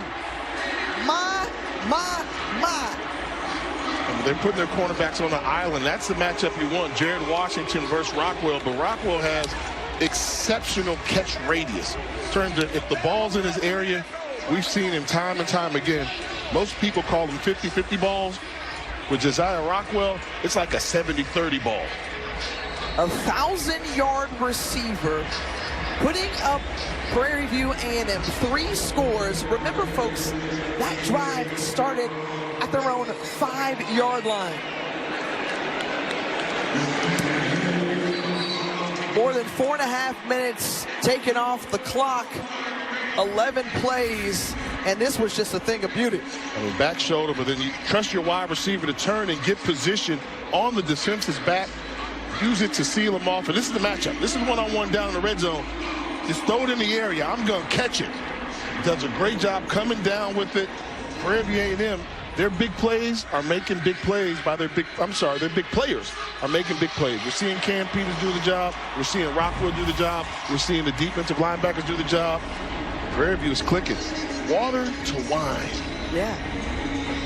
And right now, just that little touch right there, and it's happening. The miracle is unfolding and changing the narrative again from a long time ago. That water could be a little bit sweeter when it turns into wine at the end of this game. And I'm going to say, it wasn't even just regular water. It was dirty water. That water was dirty down there off that clay river they got in Texas there. But they turned this dirty water into wine there a half away from saying, like I mentioned earlier, from going from that Prairie View with the losing streak and all the negative stuff when they were playing non-scholarship football and everybody was beating them up and down the country, everybody's homecoming opponent for about 7-8 years, to they're half away from becoming the Prairie View that could be the HBCU national champions. Who would have thunk it? Yeah, he told us we're going to hit Control-Alt-Delete on the season that was, and he reminded his team before this game what they needed to do. They needed to get into that for South Carolina State. I'm proud to be your coach. I love you. You make sure you love each other. And listen. Let's go beat their ass. Let's go beat their ass. That's right. Let's go grab it. All disrespect must be addressed. Water to wine on 3. 1, 2, 3. Water to wine. He said, look, we got to get into that, and they have gotten into South Carolina State thus far. But what I loved about how he described his program, he says, we are a fully cultured program, and we come in confrontational. Our culture is confrontational. Meanwhile, Ryan Stubblefield, the backup quarterback, in for Billy Atkins. The pass incomplete. That was in the area of a Prairie View defender. For more, let's send it down to Q. You can see Coach Jackson wears the DOG on the back of his shirt there. That stands for dog, discipline, obedience, and grit. And those are the foundations, the pillars of this program. We watched their walkthrough yesterday, their practice yesterday. It was as spirited and as sharp as you will see in college football. Well, thanks so much, Q, here on second down. And just in and out of the hands of Nigel Johnson. Two mistakes, 2 consecutive pass plays. Backup quarterback in the game. Let him run, get him into a rhythm. Stubblefield's more of a runner. If you don't convert on third down, Prairie View's going to get the ball back with 2 timeouts and a chance to increase their lead. I would have run the ball here to settle them down a little bit. Stubblefield can run. Throwing is not his best attribute, but this is important third down for South Carolina State right now. The graduate out of Houston, Texas. Here on 3rd and 10, looking to convert, and is able to do so as he zips it in to Johnny Johnson. So that'll stop the clock temporarily, and that was much needed for not only Stubblefield, but this Bulldog offense. And now you can kind of step on the gas pedal a little bit. Don't worry about the clock so much. Don't worry about them getting the ball. See if you can maybe steal some points. Now, he's throwing nothing but fastballs, isn't he? This is a backup quarterback, Stubblefield, who's coming in here amped up hype. I mean, every throw we've seen, he's putting 100 miles an hour on it, everything he's got. He's throwing the ball, he's not passing. He'll settle down and start completing some passes, not some throws. And remember, they have been accustomed to Stubblefield earlier in this season. He started a couple of games or played in a few games for the Bulldogs and getting acclimated. And now Stubblefield in this offense trying to move it down the field before the end of the half, and at least put some points on the board before going into the locker room. Who completes it. They've got 1 timeout remaining, so the clock is going to stop after that short pass to Jones. How ironic would it be if Ryan Stubblefield came in here and was able to overtake this 21-point deficit? Ryan Stubblefield's from Houston, Texas, right there. Foster High School out in the suburbs. So he would love nothing more than to come in here and show his talents against his home team state. That one off the mark. And when you look at what South Carolina State has done in the last 2 Celebration Bowls, it's not the team that Chennisberry has seen all season long. It goes back to last year. They've been outscored 49-7. He said, that wasn't my team last year, and I'm curious to know how he feels about this showing thus far through nearly 2 quarters. You want to say sometimes you are what your record says you are. And right now, when it comes to Celebration Bowl, that team has been who we've seen. And they have not figured out the formula yet for success here in Atlanta. South Carolina State, who will receive the ball to start the second half. They've got a lot to do to try to overcome this 3-score deficit. And Tremaine Jackson, this coaching staff, has done an outstanding job thus far. The big guys up front protecting well. Cam Peters shining on this stage, and things just really clicking for the Panthers.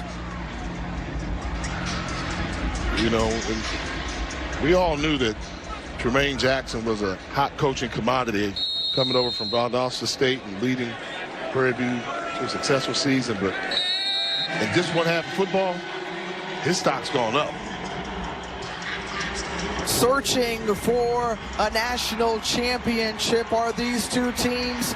South Carolina State out of the MEAC has a big hill to climb in this second half as Prairie View, the SWAC champions, with a 21-0 advantage through the first 30 minutes of this game.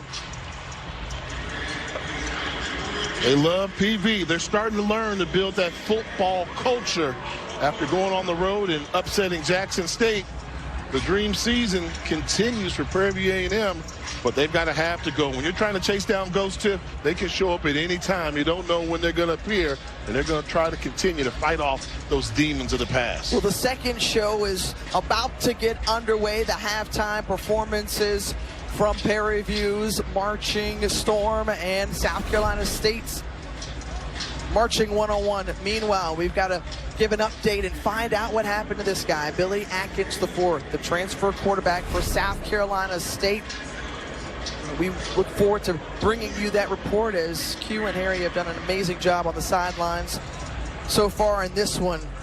But halftime, the Marching 101 out of Orangeburg, South Carolina, ready to take the field.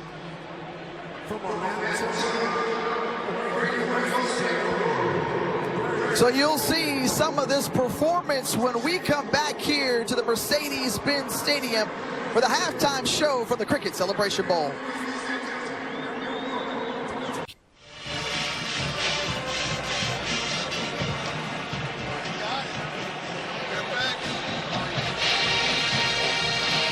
The Marching 101 from South Carolina State on the field now under the leadership of Dr. J. William Nicholas.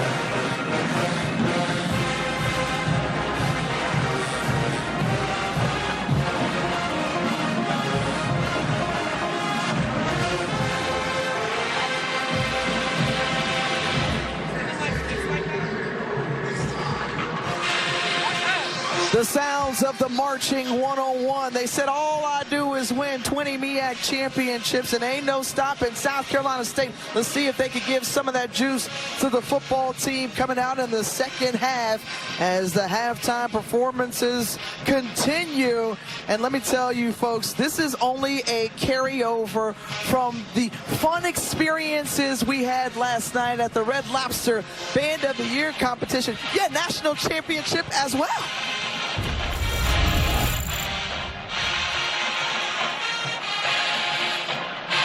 You remember this, Jay? Oh, yeah. The high-stepping nature, Southern University repping Division I, taking down the defending champion, marching 100 from Florida A&M. 6 bands in total, 2 high schools. New Manchester did their thing. All that flinging that head back. That's a patented move. Miles College, twin, where have you been? I mean, fantastic performance right there. Westlake, who won the high school championship there, they did a fantastic job with the Blue Rain. Florida A&M, they put up a good fight, sounded good, and the precision was on display as Miles repeated as champion. Oh, who was that? Hey! Who was that little kid in play? They got us in the move. That's right, that's right. Breaking splits. Oh, you get down in the split, too. Hey, now. And then the Southern Dancing Dolls do what the Dancing Dolls do. They brought the elegance to it. And that was, for me, that was what it's about. Seeing these bands realize they're getting checks, they're helping out their school, and look at that. Look at that. The band getting hyped up. He said, give me my ring. Give me my ring. If the football team in Southern had that intensity, they may be all right. They might not have to get a new coach.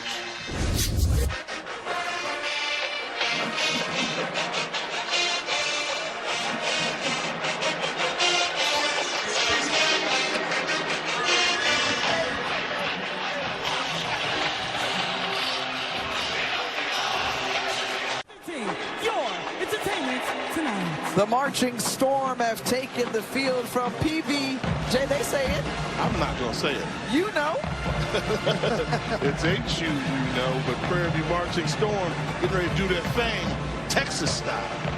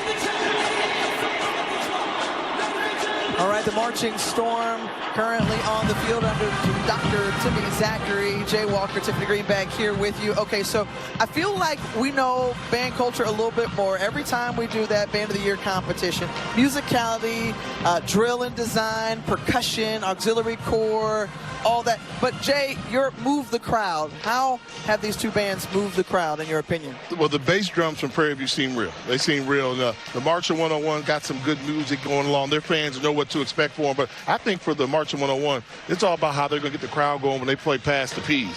They need to get the crowd involved during the game there. And also, I'll say this, I'm going to get myself in trouble.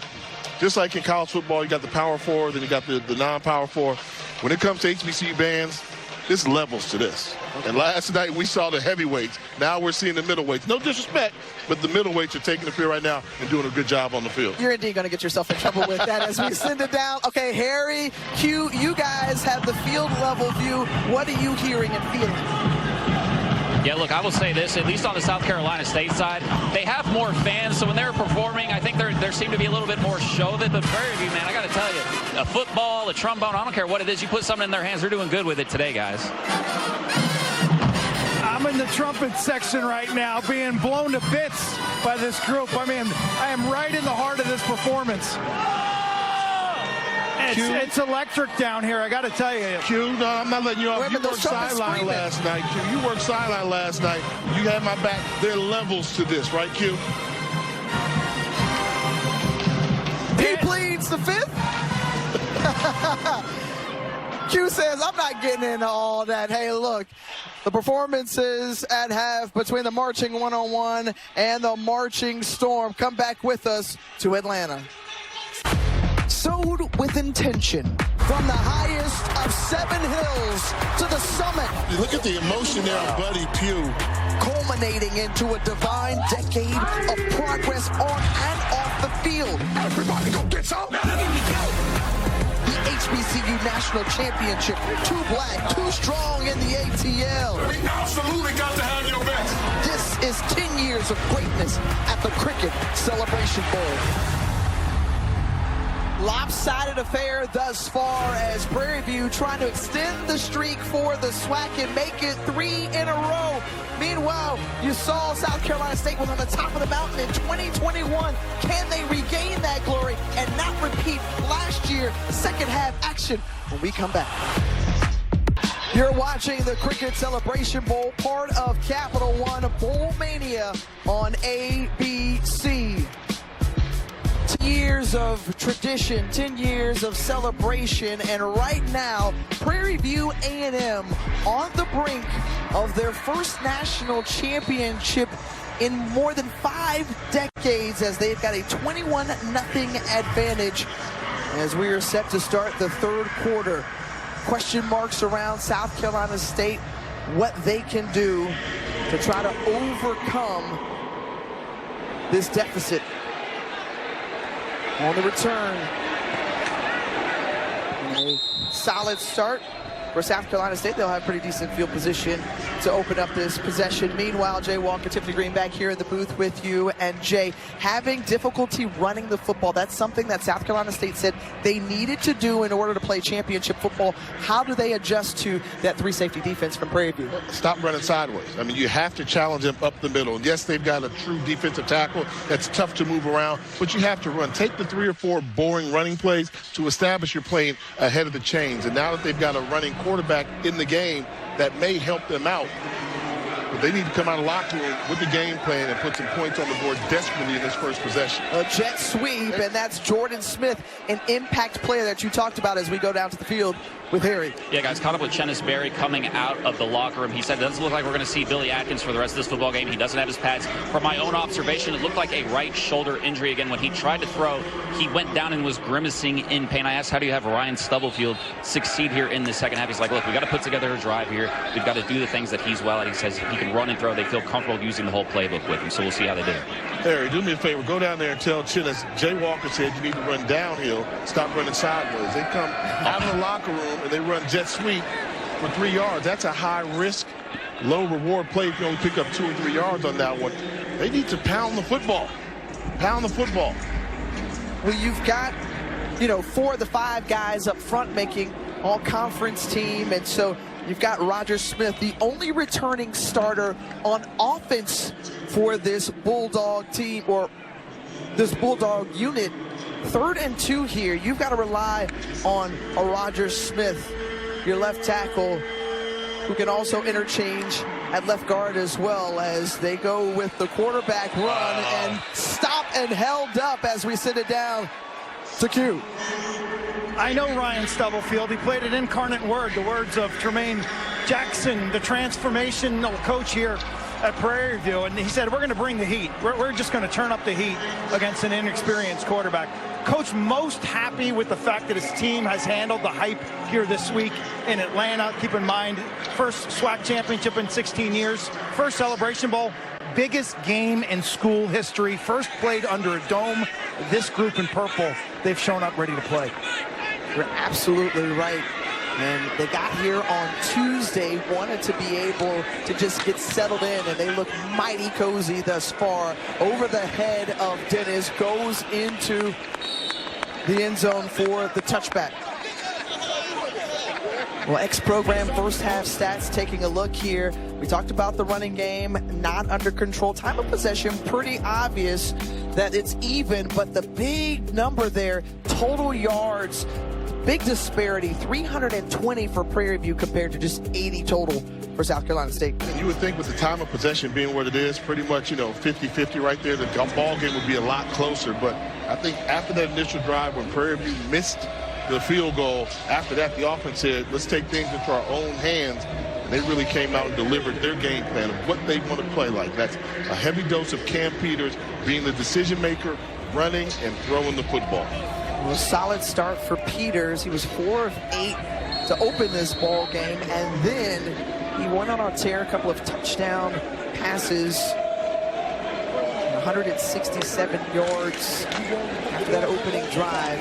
And here, running ahead in a short gain for the Panthers. I mean, everything pretty much went right, and you've got to credit Christopher Buckner, the offensive coordinator.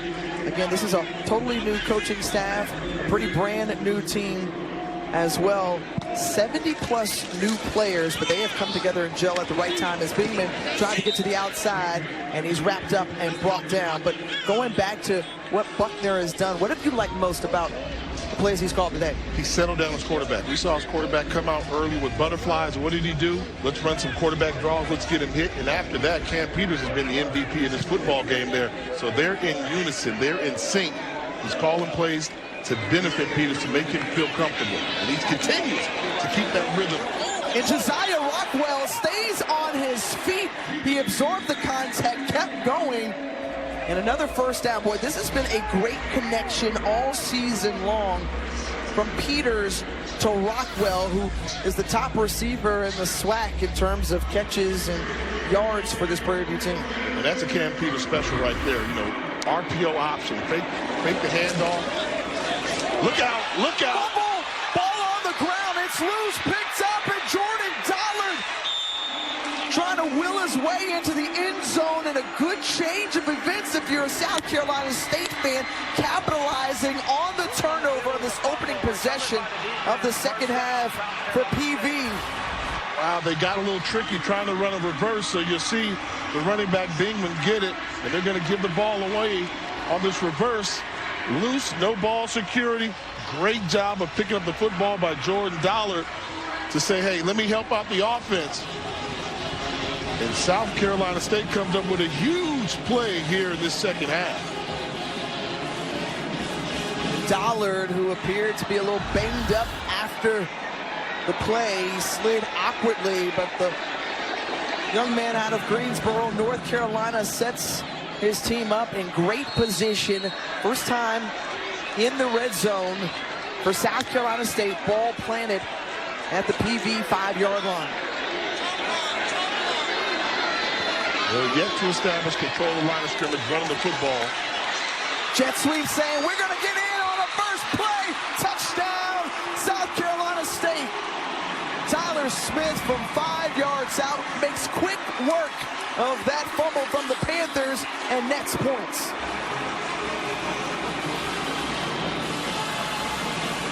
Did they need that? The defense trying to give them a spark, trying to jumpstart the offense, and they finally pick up the yardage needed to get into the end zone as South Carolina State scores the first points in this half. He goes Gavity is Alty on with the extra point, and it is good. One play, 5 yards, 6 seconds. South Carolina State on the board. This South Carolina State sideline has not had a lot of energy on it today, even when we were 0-0. But that play right there has put life into them and this crowd here. 21-7, Prairie View A&M.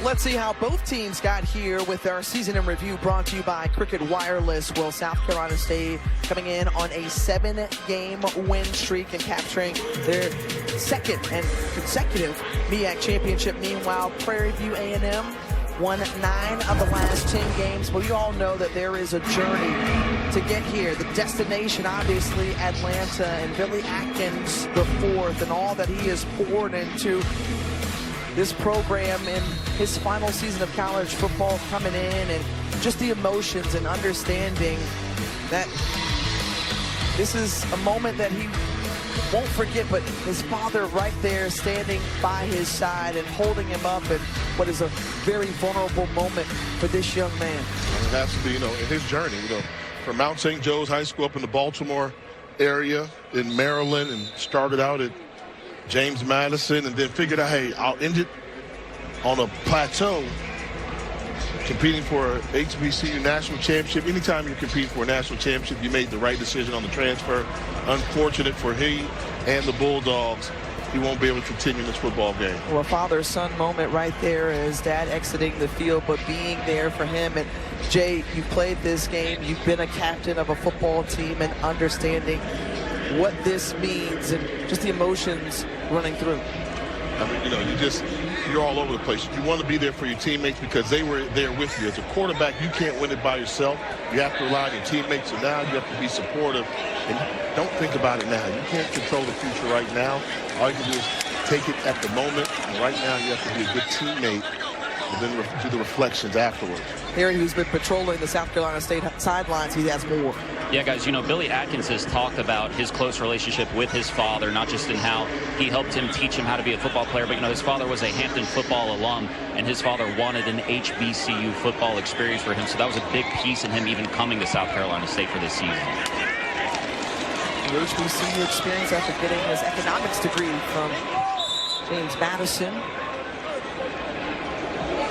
And, Jay, you always talked about what your HBCU experience taught you, and just how it was more than just the game on the field, but how it grew you and made you into the man you are now. And that'll be the challenge you see with the transfer portal and everything else. When I transferred into Howard University, first and foremost, my teammates and my coach made sure I became a Howard man. So now when people are moving parts, are you becoming Bulldog man? Are you becoming Panther? You have to buy into the culture. It's more than X's and O's. Here on 3rd and 5 for Prairie View. They're taking away the run. They're stuffing the quarterback draw, but they have to be able to protect.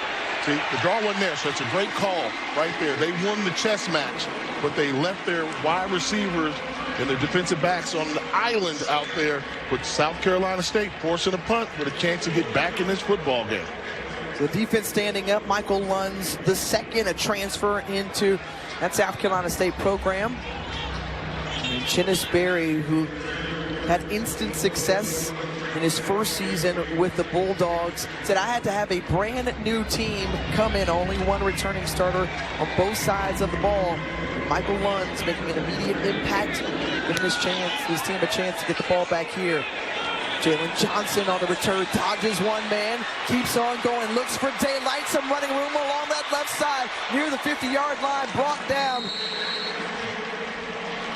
just inside it, a 39-yard punt and a 17-yard return. So a great starting field position for South Carolina State. Meanwhile, so many activities around, and you got to get shaped up and look good. Groom yourself for this moment here at the Cricket Celebration Bowl. You look good, you feel good, you play good. You already know.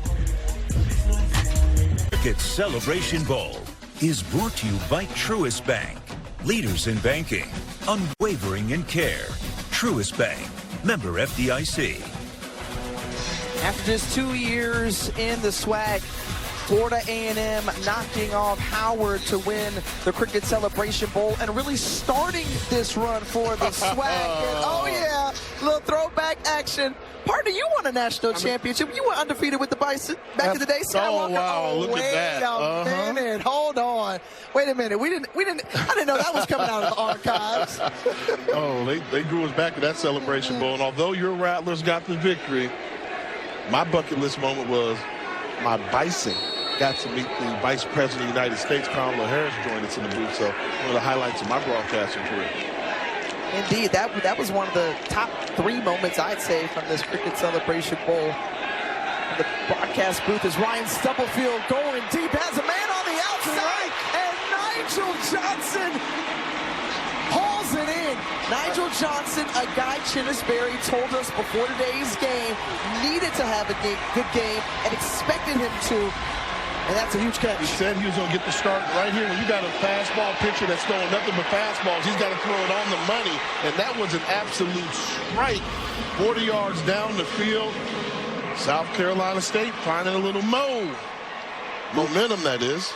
Longest play of the game so far for South Carolina State, taking advantage of that deep threat on the jet sweep. And oh, what a move! Excellent. Yes, sir!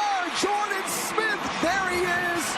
Touchdown, South Carolina State.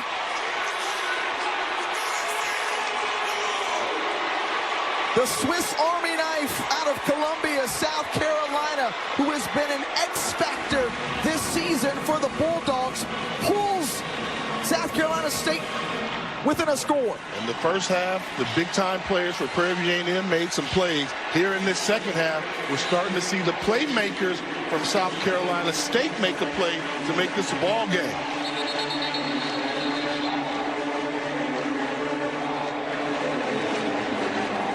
Uh-oh, Tim. You hear what's coming? After this extra point, one of the best traditions in HBCU football will be when the Qs from Omega Psi Phi get in sync with the band as they play past the P's.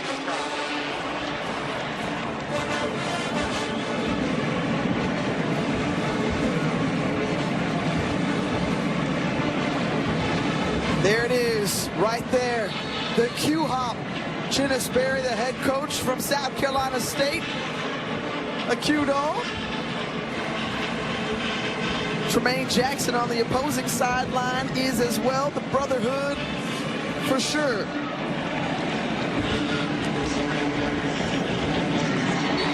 We talked about a divine decade of excellence, and this is all a part of it. Do your thing, brother, do your thing. Let's listen.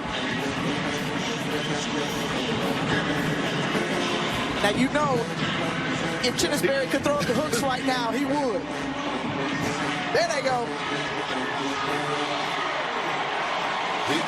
They start hopping if they could. They're trying to bring that Orangeburg momentum with them here.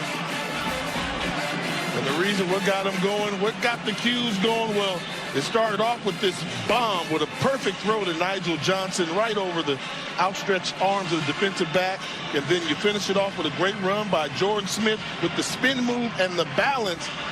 And whoa, don't go nowhere now. These Bulldogs from Orangeburg decided they're going to show up here in Atlanta at some point. After being blanked in the first half, 14 unanswered from South Carolina State. Now he said, wait a minute, I know all that Q love, that purple and gold, but you don't see Jordan Smith on the sideline. I see him wipe me down, comes on, and he's representing for Kappa Alpha Psi. We're doing a little shimmy on the sideline. Kellen Stewart on the return for PV, trying to set up some great field position, a good return, and a penalty marker.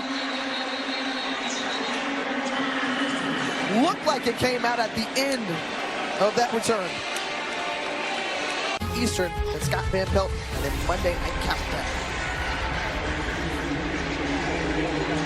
We saw a flag there during the return, a block in the back against the Panthers.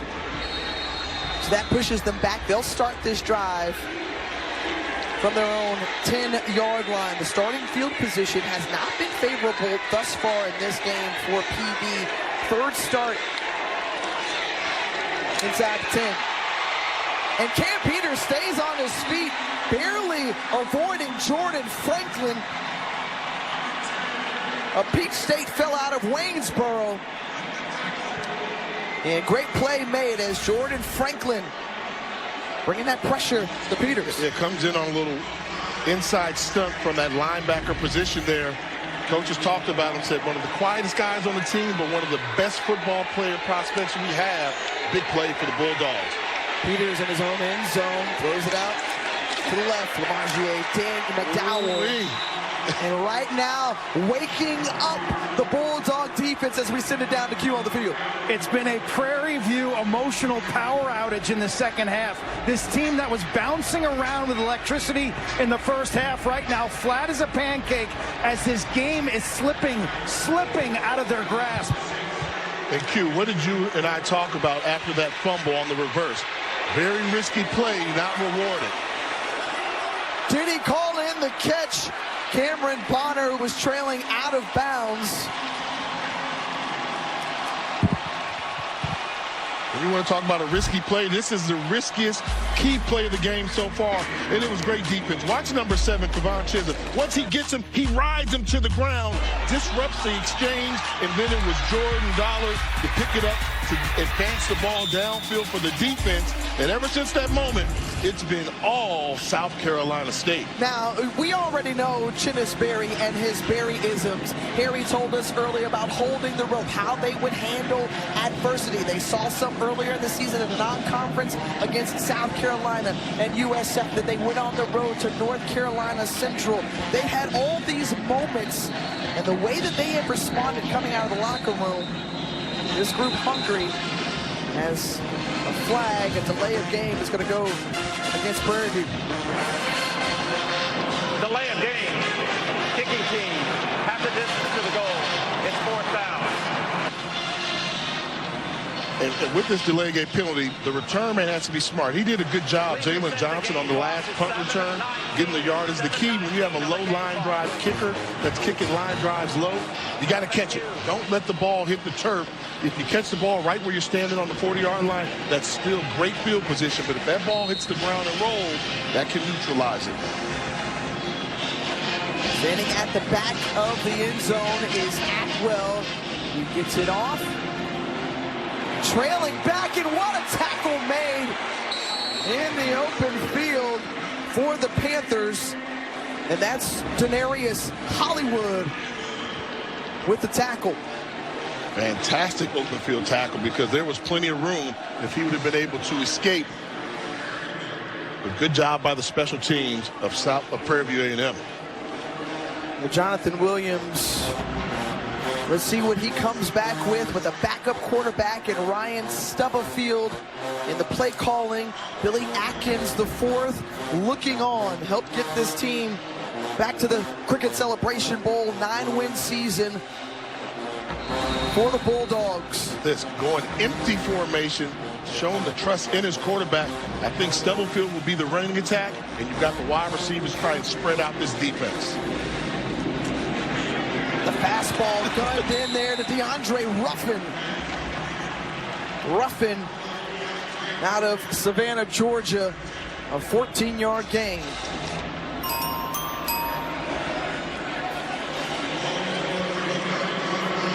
And I'm going to pull out something that Chinnis Berry always likes to talk about. Now, this season, he says we've got to win now. We've got to seize the opportunity now. Now standing for no opportunity wasted. They have taken full advantage here in this second half, and Stubblefield is brought down for no gain by Kennedy Parker. Those linebackers from Prairie View A&M, they are quick, fast, and cause disruptions all over the field. But that's something I thought you would see more of with Stubblefield entering the game, trying to establish a quarterback rushing attack. Well, Gimpy there is Stubblefield. You see, they've gotten nicked a little bit. 4 wide receivers set. Stubblefield looking to his right, goes to the outside. as Nigel Johnson had a defender draped on him, and a penalty marker comes out with Jalen Shelton on the coverage. And the location of this throw by Stubblefield was fantastic. Back shoulder. Pass interference. Defense, number 27. 15-yard penalty. Automatic first down. He threw this to the back shoulder where the defensive back, even though he had pretty good coverage, you see him holding on to the jersey right there with that line drive throw. Threw it away where the defensive back thought he made a good play, but he was holding, and the official could see it. First down, Bulldogs. And now the speed that you talked about earlier in this game for Prairie View's defense, one of the best in FCS, being tested here in this third quarter. Under 6 minutes to go in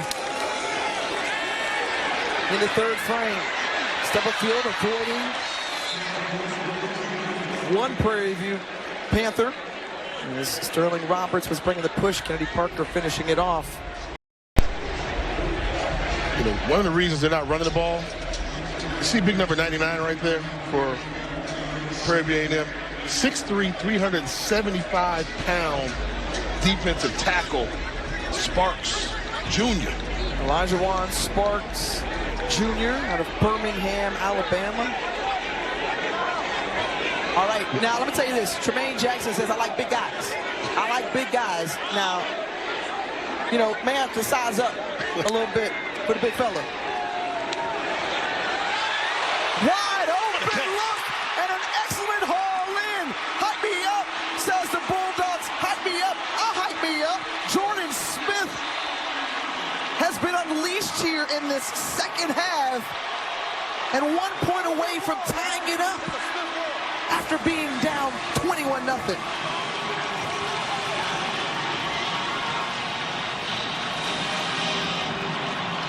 When you're chasing demons and skeletons from the past, you have to put them to bed. And South Carolina State said, wait a minute, we're playing that Prairie View in the second half. What a football game. 21 unanswered points. And South Carolina State knots it up in this HBCU National Championship. You talked about Jordan Smith making his third trip to the Cricket Celebration Bowl, trying to make this one count. Oh, yeah.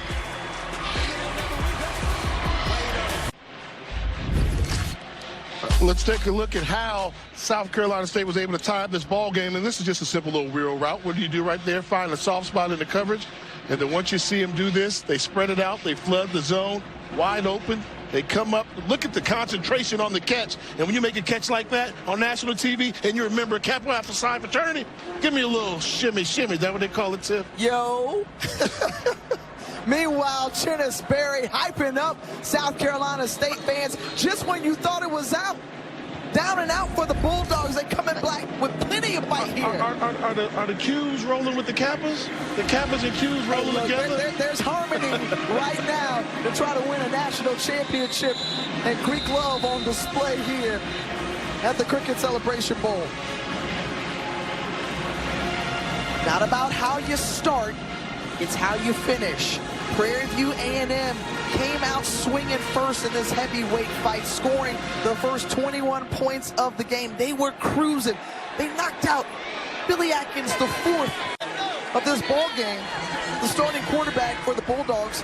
So what does Ryan Stubblefield come in and do? In relief? Comes in from the bullpen. Yeah. He was hot, throwing strikes, found the strike zone, and now Prairie View A&M's got a problem. 4 plays so far in this second half. No yards, and that fumble, which really sparked everything here. And good anticipation there by Jared Washington coming in to break up the play. That's how you play cornerback. He put himself in a position where he's going to jump the route, but even if he doesn't get the interception, he's going to take the angle that's going to produce the tackle to minimize it. This is fantastic. Watch him drop, drop, drop. Okay, I'm jumping this route, but if I don't get it, I have to be able to get the receiver down. Great execution. Dan Peters with time, drops back, drifts And into the hands of Josiah Rockwell as we send it down to Harry. Guys, we mentioned at the top of the broadcast, Chenisberry talked about adversity building this team, not just from last year into this year. He also said they played in moments all season. He talked about playing South Carolina, USF. He said the lead up to winning the MEAC championship. This is yet another moment for this football team. And I got to tell you, I feel like I am on a completely different sideline in a completely different stadium from the first half. The energy over here is so different, so much better for South Carolina State. Well, that's great insight, Harry, because things have changed. The shift in the balance as Cam Peters has Josiah Rockwell open. And he comes back to get that one, and Rockwell into Bulldog territory. The first half belonged to Cam Peters. Yeah, great job coming back to the football. Does he get his hands below? I think that's a catch. Good job of getting both hands underneath to help out his quarterback on an underthrown pass. The junior out of McKinney, Texas, in Rockwell. Peters zipping it across the middle, and this time in the hands of Cameron Bonner. And where they said Cameron Peters felt most comfortable was in the short intermediate passing game. We have seen a number of explosive plays down the field for Peters as he quickly gets it out of his hands and over to the left side, and Andre Dennis. And Dennis, a good game on first down as he's tied up briefly with Brennan Scott. And this is where you have to change up your philosophy. You're South Carolina State. Now you crowd the box, because at some point you have the feeling Prairie View is going to try and run Cam Peters on a quarterback draw or some type of running play. Cornerback have to make the play. You have to come up with some run blitzes and hope that your secondary is good enough to make a play, particularly versus the crossing routes. They really like to throw a heavy dose of crossing routes, this Prairie View A&M offense. You see what DC Jordan O'Daffer dials up for the Bulldogs defense. Here on this second down, Peters drifting back, has an open man in the end zone, and there it is. You mentioned it, Jay, and a touchdown to Andre Dennis from 13 yards out.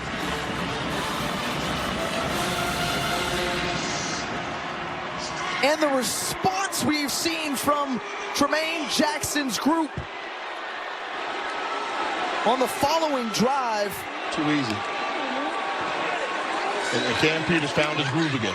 And that drive there started making some throws. Underthrew the one pass. Rockwell came back to help. Once he made that catch, that was it. You knew that Peters was going to find his rhythm and start picking apart this defense again. The extra point is up and it's through as we take a look at today's playbook, brought to you by Coca-Cola. The key has been Cam Peters just open up the playbook, showing you why he's a dual threat quarterback with the legs, the ability to run the football. But this play right here was the one that gave South Carolina State hope. And once you give them hope, they kept hope alive as they chipped away at the lead. They got into the end zone, and then they came up with a fantastic catch to tie it up. But Prairie View A&M says, we're not done. They came up with their own response. And Cam Peters, 20 of 29, 325 yards and 3 touchdowns. And that one to Cameron Bonner puts them back on top. And that was a championship caliber response by Prairie View A&M.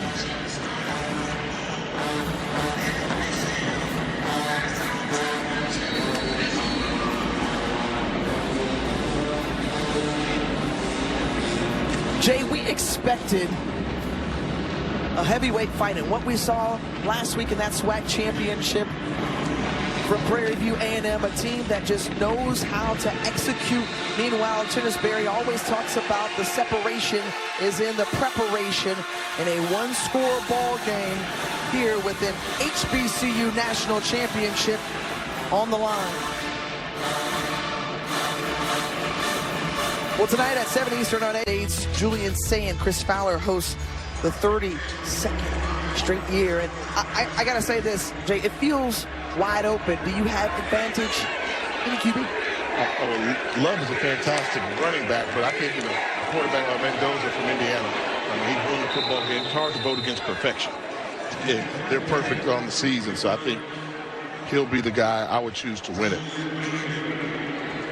We talked about Ryan Stubblefield coming in this season. It points throughout. That Wofford game, very close one, able to pull it out. Charleston Southern, Stubblefield started that game. They walked away with the loss there and at South Florida.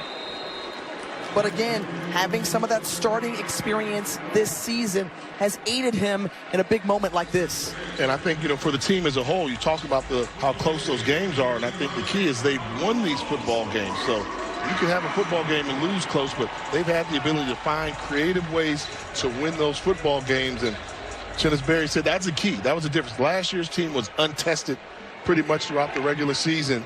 This year's team is battle-tested.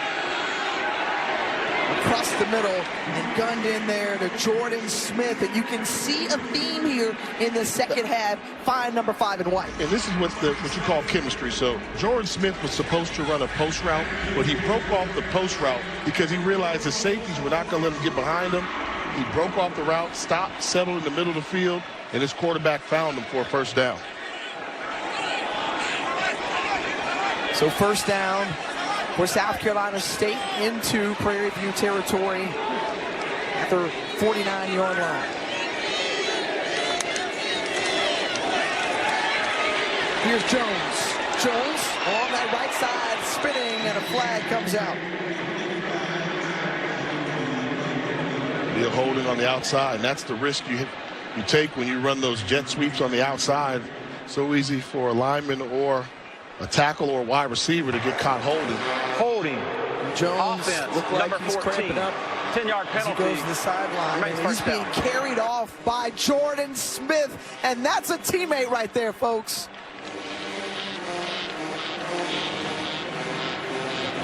I don't think I've seen that before, Jay, where a teammate carries another teammate off in that manner. I've seen him carry him down, but he's like, come on, I got you. Wide receiver, brother, stick together. And Jordan Smith carried him off and stayed in the game. Right, yeah. He wants to stay in the game. He realizes they need all hands on deck.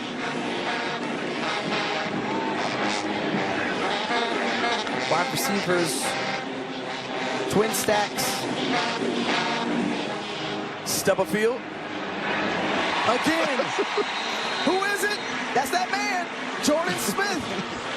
I thought that was the ETM that just carried somebody off the field, or the EMT, but a good job of securing this football. Stubblefield throws another strike on a rope, taking advantage of this weak spot between the cornerback and the safety. What's been a breakout season for Jordan Smith, who waited his turn behind Caden High, and these two teams no strangers to one-score games. South Carolina State perfect in them, 4-2 for Prairie View A&M, as that takes us to the end of the quarter. And folks, this is setting up for the championship rounds here from the Cricket Celebration Bowl. Whatever you need, I got you. I'm going to scoop you up, make sure I look out for you.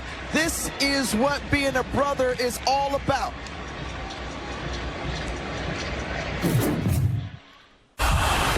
Sowed with intention, rooted in purpose. This is 10 years of greatness at the Cricket Celebration Bowl.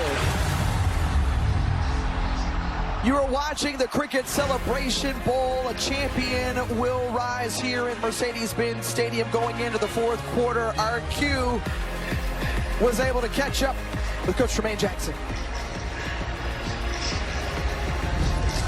Coach, what was your reaction? What was your reaction to that third quarter? Yeah, good football team, man. We let them get some momentum off a turnover, and it kind of snowballed, but we was able to get it back right at the end of the third quarter. Now we just need to get a stop, and we can deaden it some more. What's the response look like from here?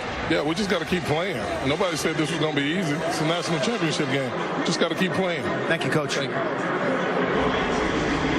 the calm that we're seeing out of Tremaine Jackson, what does his team need to do, in your opinion? Well, I think they got to solve the riddle, which is Ryan Stubblefield. I think they got off to a good start there, contain him in the pocket, take away his pre-snap read, and then we decide to tuck it and run, have guys close to the line of scrimmage. The linebacker core is the key for this defense for Prairie View A&M. They've got to find their spots. Stubblefield taking off an area where he does a great job, and a couple of penalty markers come out along in the process of the run. And a hold is going to wipe out a 23-yard gain.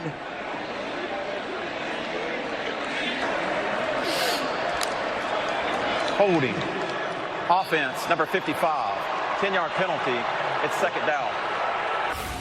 This is going to be a tough break right here because you'll take a look at number 55 right here in the middle of the screen. They're going to call it on him.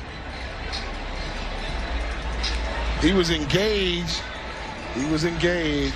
A little tight call right there, but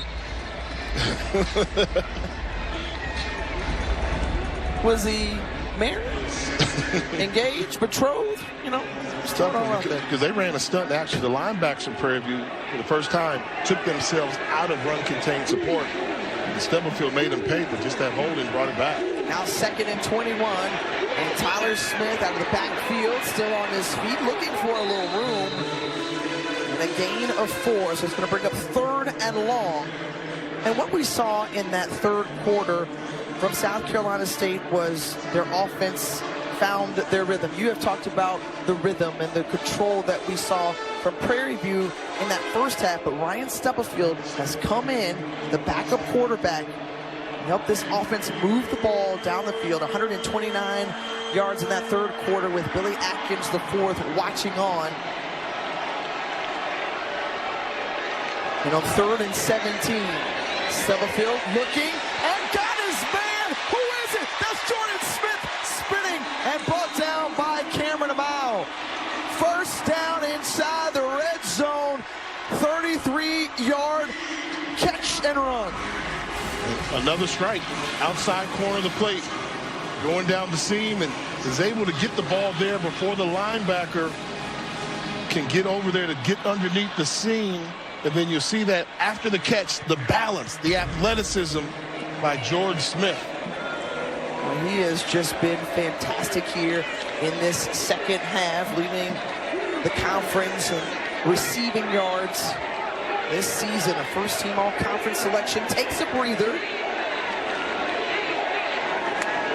They're able to get it off before the play clock expires, right up the middle. And Jay, you have talked about being able to run the football and running right at the teeth of the defense for the Panthers. Yeah, that's what you have to do. You have to pick a hole and take advantage of it. Tell your running back, don't worry about dancing. Just run downhill. All right, so this is a tale of the tape, Jay. I mean, South Carolina State was shut out through the first 2 quarters. And then they came out of the locker room, I'm sure, after Chinnisberry delivered one of his Chinnisberry-type speeches. And they put up 21 points in the third, and now they're trying to even up this ball game. With Stubblefield breaking through arm tackles, and Ryan Stubblefield down to the 1-yard line. 1st and goal.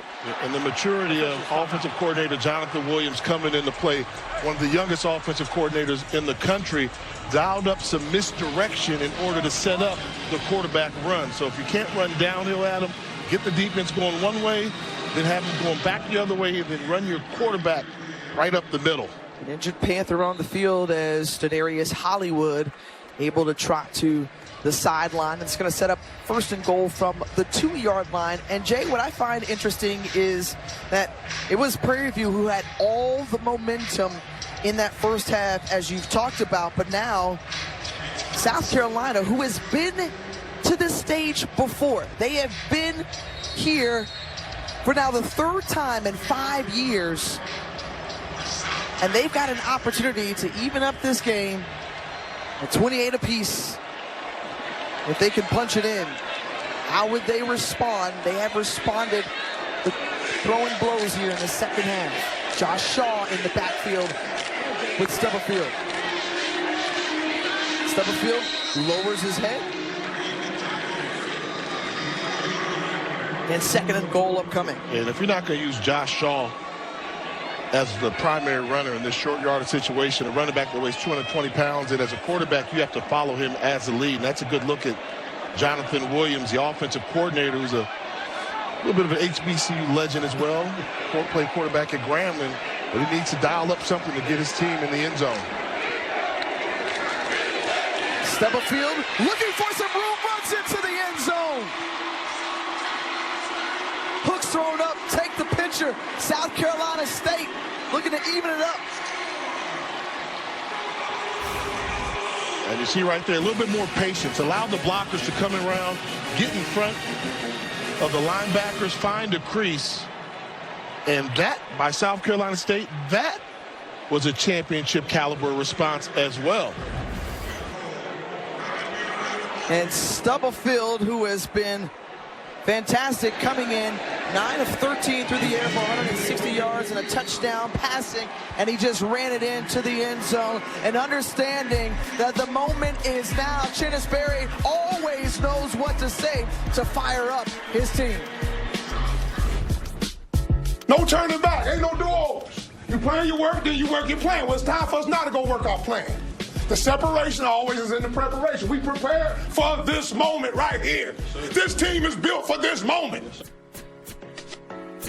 Our cricket game track in South Carolina State evening up this ball game with Billy Atkins IV, their starting QB, out with an injury, and Cameron Peters on the other side, the Prairie View quarterback, continuing his magical season. But I'm going to tell you this, as we take a look at this Cricket Wireless game track, Ryan Stubblefield, who has come in, and no game plan for him. They haven't been able to slow him down. He's found his man, Jordan Smith, has been his favorite target. And 28 all here from Atlanta. And then the pressure goes to Prairie View A&M now, whereas we've said that South Carolina State has had to figure out ways to try and cool off Cameron Peters. Well, now Prairie View A&M, unexpected territory. How do you cool off the backup quarterback that's coming to this game on fire? Well, Cam Peters, who has been great so far today, we saw him have nearly 400 of total yards of offense in that SWAC championship win last weekend. And now Cameron Peters with the moment. If you're Chris Buckner, what adjustments are you going to make here in the final 10:44 to continue to move the ball? I mean, find that rhythm with Cam Peters. You know, they've had pretty good rhythm. They're at 28 points right now. You're going to need more than that to win this thing. But I still think they took away the leg and the running ability from Cam. They stepped the box. So what do you do as a quarterback? Whenever they outnumber count like you're seeing right now in the box, you have to be able to complete the balls. Doesn't have to be deep passes, but they just have to be completions nonetheless.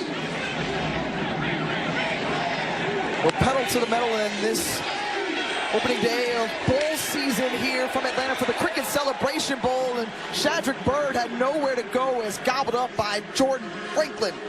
Loss of 3 on the play. Following the keys, little double screen left or right. They chose to go right with it, and Jordan Franklin blew it up. Special talent he is, converted from safety. He plays a lot all over the field. Remember Aaron Smith, number 11, back in the day for South Carolina State, will stepping into that role as Jordan Franklin this season.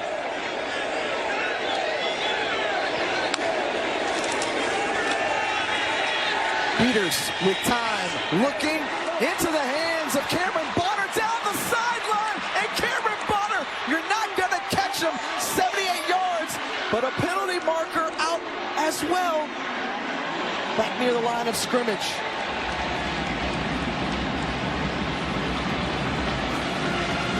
But when you play so much man-to-man coverage, not only do you have to cover, but you have to tackle. Personal foul, hands to the face, defense number 99. The 15-yard penalty will be enforced on the kickoff. Wow. So the former player for Coach Tremaine Jackson, Jamore Jones at Valdosta State, now with South Carolina State. Hands to the face, the touchdown stands as Cameron Bonner stays on his feet, the balance, and the longest play of the season for PV. And that's the hands to the face that they're calling there, but really didn't matter at all as the play stood. And that's the risk. When you put defensive backs on an island, they have to cover, they have to tackle if they give up a catch, and they weren't able to do so. And Prairie View A&M made them pay with a big play. 2 plays, 75 yards. Is brought to you by Cricket 5G and the U.S. Air Force. Aim high in the U.S. Air Force. Start your future today at airforce.com. Coming in as the underdogs back in 2021, it was South Carolina State besting Jackson State, and what a moment it was for Oliver Buddy Pugh, the legendary coach, and his Bulldogs to walk out of Atlanta with a national championship. That was a slow start to the season, Jay, and they turned things around in a major way, much like we have seen from the Bulldogs here in this second half.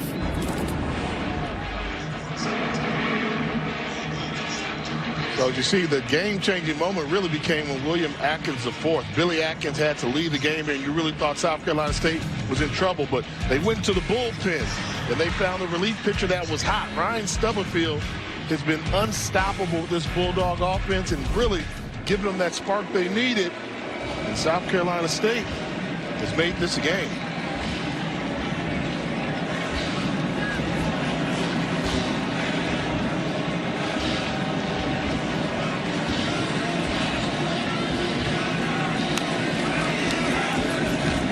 Jet sweep into the hands of Jordan Smith, who has been really important in this comeback as Josh Shaw down on the field and is slow to get up, as we've seen Jordan Smith really help take over. 5 receptions, 89 yards, caught a touchdown. Stubblefield, who has also been outstanding as well. Shaw is kind of crawling to the sideline. Jay, South Carolina State seeking the biggest comeback in Celebration Bowl history. They were down 21 points after the first half. Biggest comeback thus far was when FAMU did it down 14 over Howard back in 2023. And Stubblefield not on the same page with his receiver. Pass incomplete, and it's third down. And the key for this, you say, well, if this game becomes a shootout, who does it favor? Well, South Carolina State came in averaging 31.8 points a game. Prairie View A&M comes in averaging 31.1 points a game. So both offenses are able to compete if it becomes a shootout. And look at the energy inside the Mercedes-Benz Stadium. Jumping on the sideline from Prairie View. Defense trying to come up with a stop. And the pass incomplete to Jalen Johnson. And a stop indeed. Trying to go back to that back shoulder fade route throw there. Defended pretty well by Demarius Hollywood. Forced the incomplete pass. You see Jonathan Williams talking with his quarterback on the sideline as the punting unit back on again. Drenish, second team all-conference performer, ready to punt it away. Andre Dennis awaits. Good air underneath it, end over end. And Dennis returning it, starting from his own 15, little jitterbug move. And a punt of 45 yards, a 9-yard return, and a flag down during the play. Scott Broadway and this Sun Belt officiating crew, we will await the call here. During the return, holding, return team number 1, 10-yard penalty, it's first down. So our backup Prairie View, 10 yards after the hold called against Jacoby Banks. Stain. We'll step aside with 8:45 remaining in this HBCU National Championship. Outsmart nicotine every step of the way. The HBCU National Championship. Too black, too strong in the ATL. They absolutely got to have your best. This is 10 years of greatness at the Cricket Celebration Bowl. You're watching the Cricket Celebration Bowl, part of Capital One Bowl Mania on ABC. Harry Lyles Jr., Quentin Snick, Jay Walker, Tiffany Green back here with you. And Prairie View A&M in uncharted waters, but they have been captained by Cameron Peters in their first Celebration Bowl appearance, trying to capture an HBCU national championship.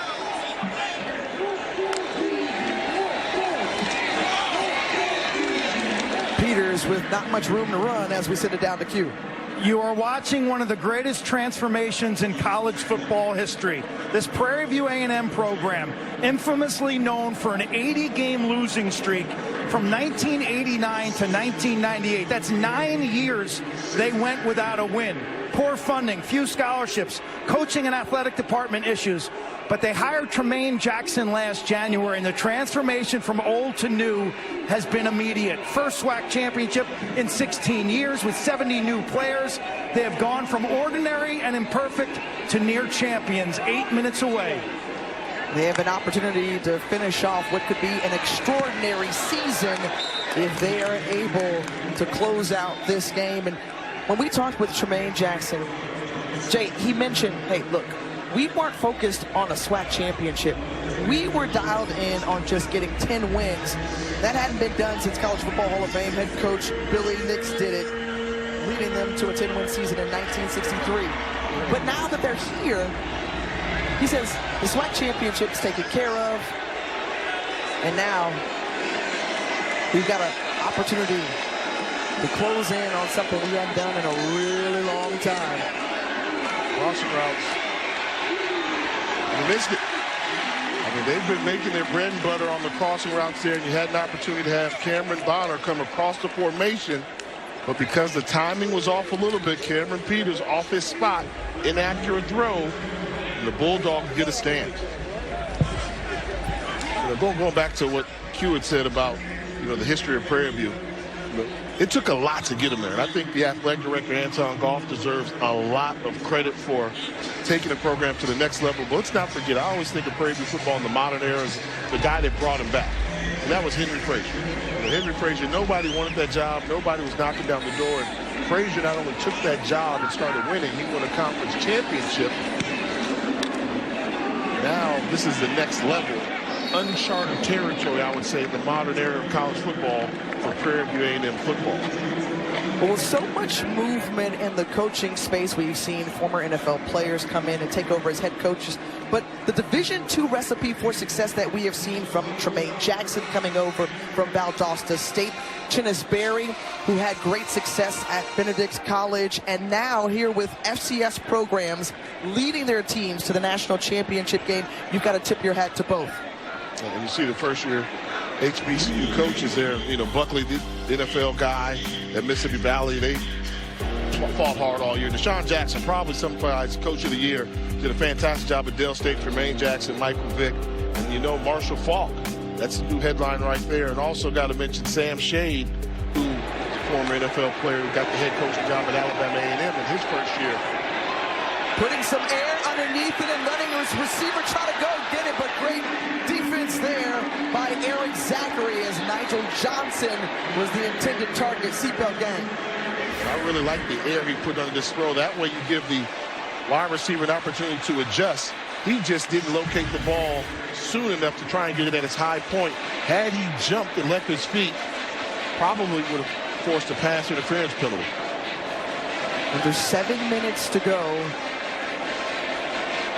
in the last two Celebration Bowls, starting off for South Carolina State. Didn't necessarily look so good through 6 quarters. They were outscored, but since then they have surged here in this second half as Jordan Smith can't come up with it.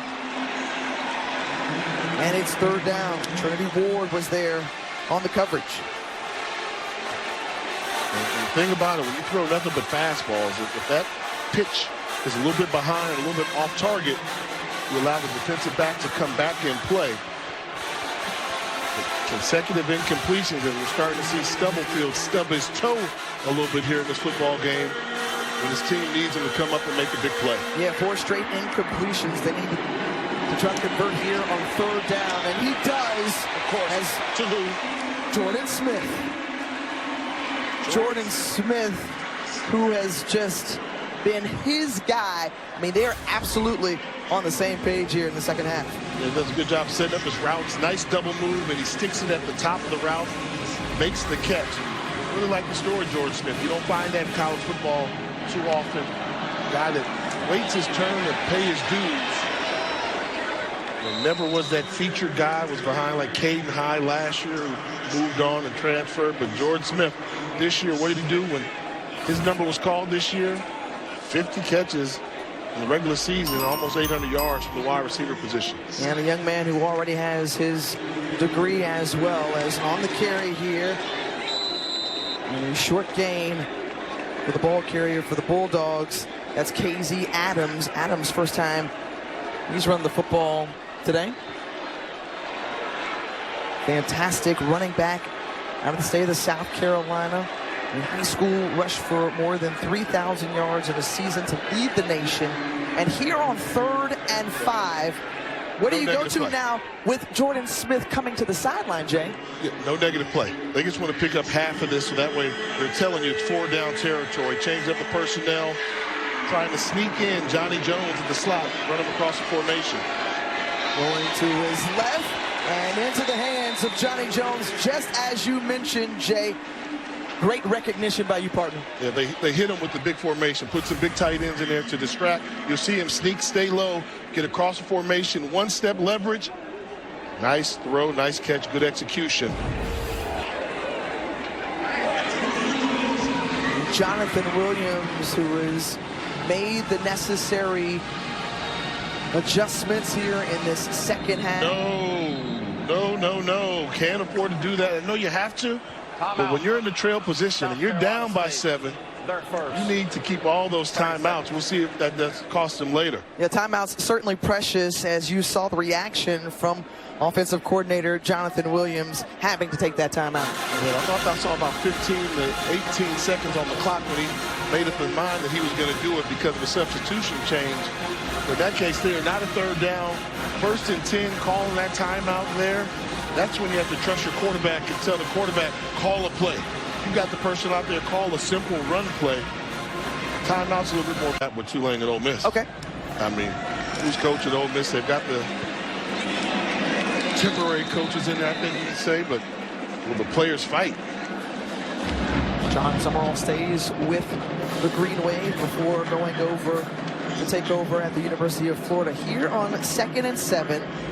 Just over 4.5 minutes to go. We heard Harry Lyles Jr. on that South Carolina State sideline talk about holding the rope, how South Carolina State is needing to trust each other. When adversity strikes, who's going to hold the rope? They have held each other down here in the second half, trailing by a score and looking to even it up. And some laundry flies onto the field before the snap. Ball start. Offense, number 62. 5-yard penalty, 2nd down. They're losing that rhythm. You know, they call a timeout on 1st down, and then you have the mental error with the false start. And now all of a sudden, against this defense, when you have to find a way to score the touchdown, you have to think it's 4-down territory the rest of the game with 4 minutes left to go, and you're down by a touchdown. Please reset the Unless game you have to kick the field goal to keep it close, you're going for it on 4th down. And if you're Prairie View, you just want to make sure you pay attention to number 5 in white, Jordan Smith. He's called his name a ton in the back half of this game. Michael Johnson one-on-one up top. Going forward is Stubblefield and can't bring it in as Nigel Johnson had a shot at it. A couple of purple jerseys around. You know, and for all the young DBs at home, they say, how do you play when you get in trouble? Watch him play the receiver. He realizes he's beat. He dislodges his hands, just grabs his arms to pull him down. And that's why the ball comes loose. And then the aftermath, Eric Zachary, who ended up making a great play in the cornerback. Headbutt afterward, extracurricular. Stubblefield, pump fakes, and it is wrestled down. Great play by Malik Nuthaki, the senior out of Sacramento. The indecision A little bit of confusion on the play call. And now... This is a huge 4th down coming up here as South Carolina State's going to spend their 2nd timeout, Jay. All on the line right here. 4th and 15, you really don't have that many plays in your playbook that you can dial up in this situation. Please reset the game clock. You almost wonder if you punt it and the ball goes into the end zone, it's going to come right back to where it is. So I agree with that unless you feel absolutely certain that you can pin them inside the 5-yard line. But with them calling the timeout, you've only got one left. So that becomes a moment of truth. And just a reminder to our viewers, tune in to the post game afterward, immediately following this one for our Capital One post game.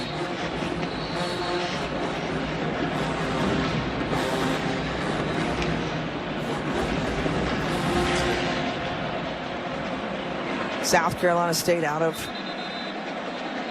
Orangeburg,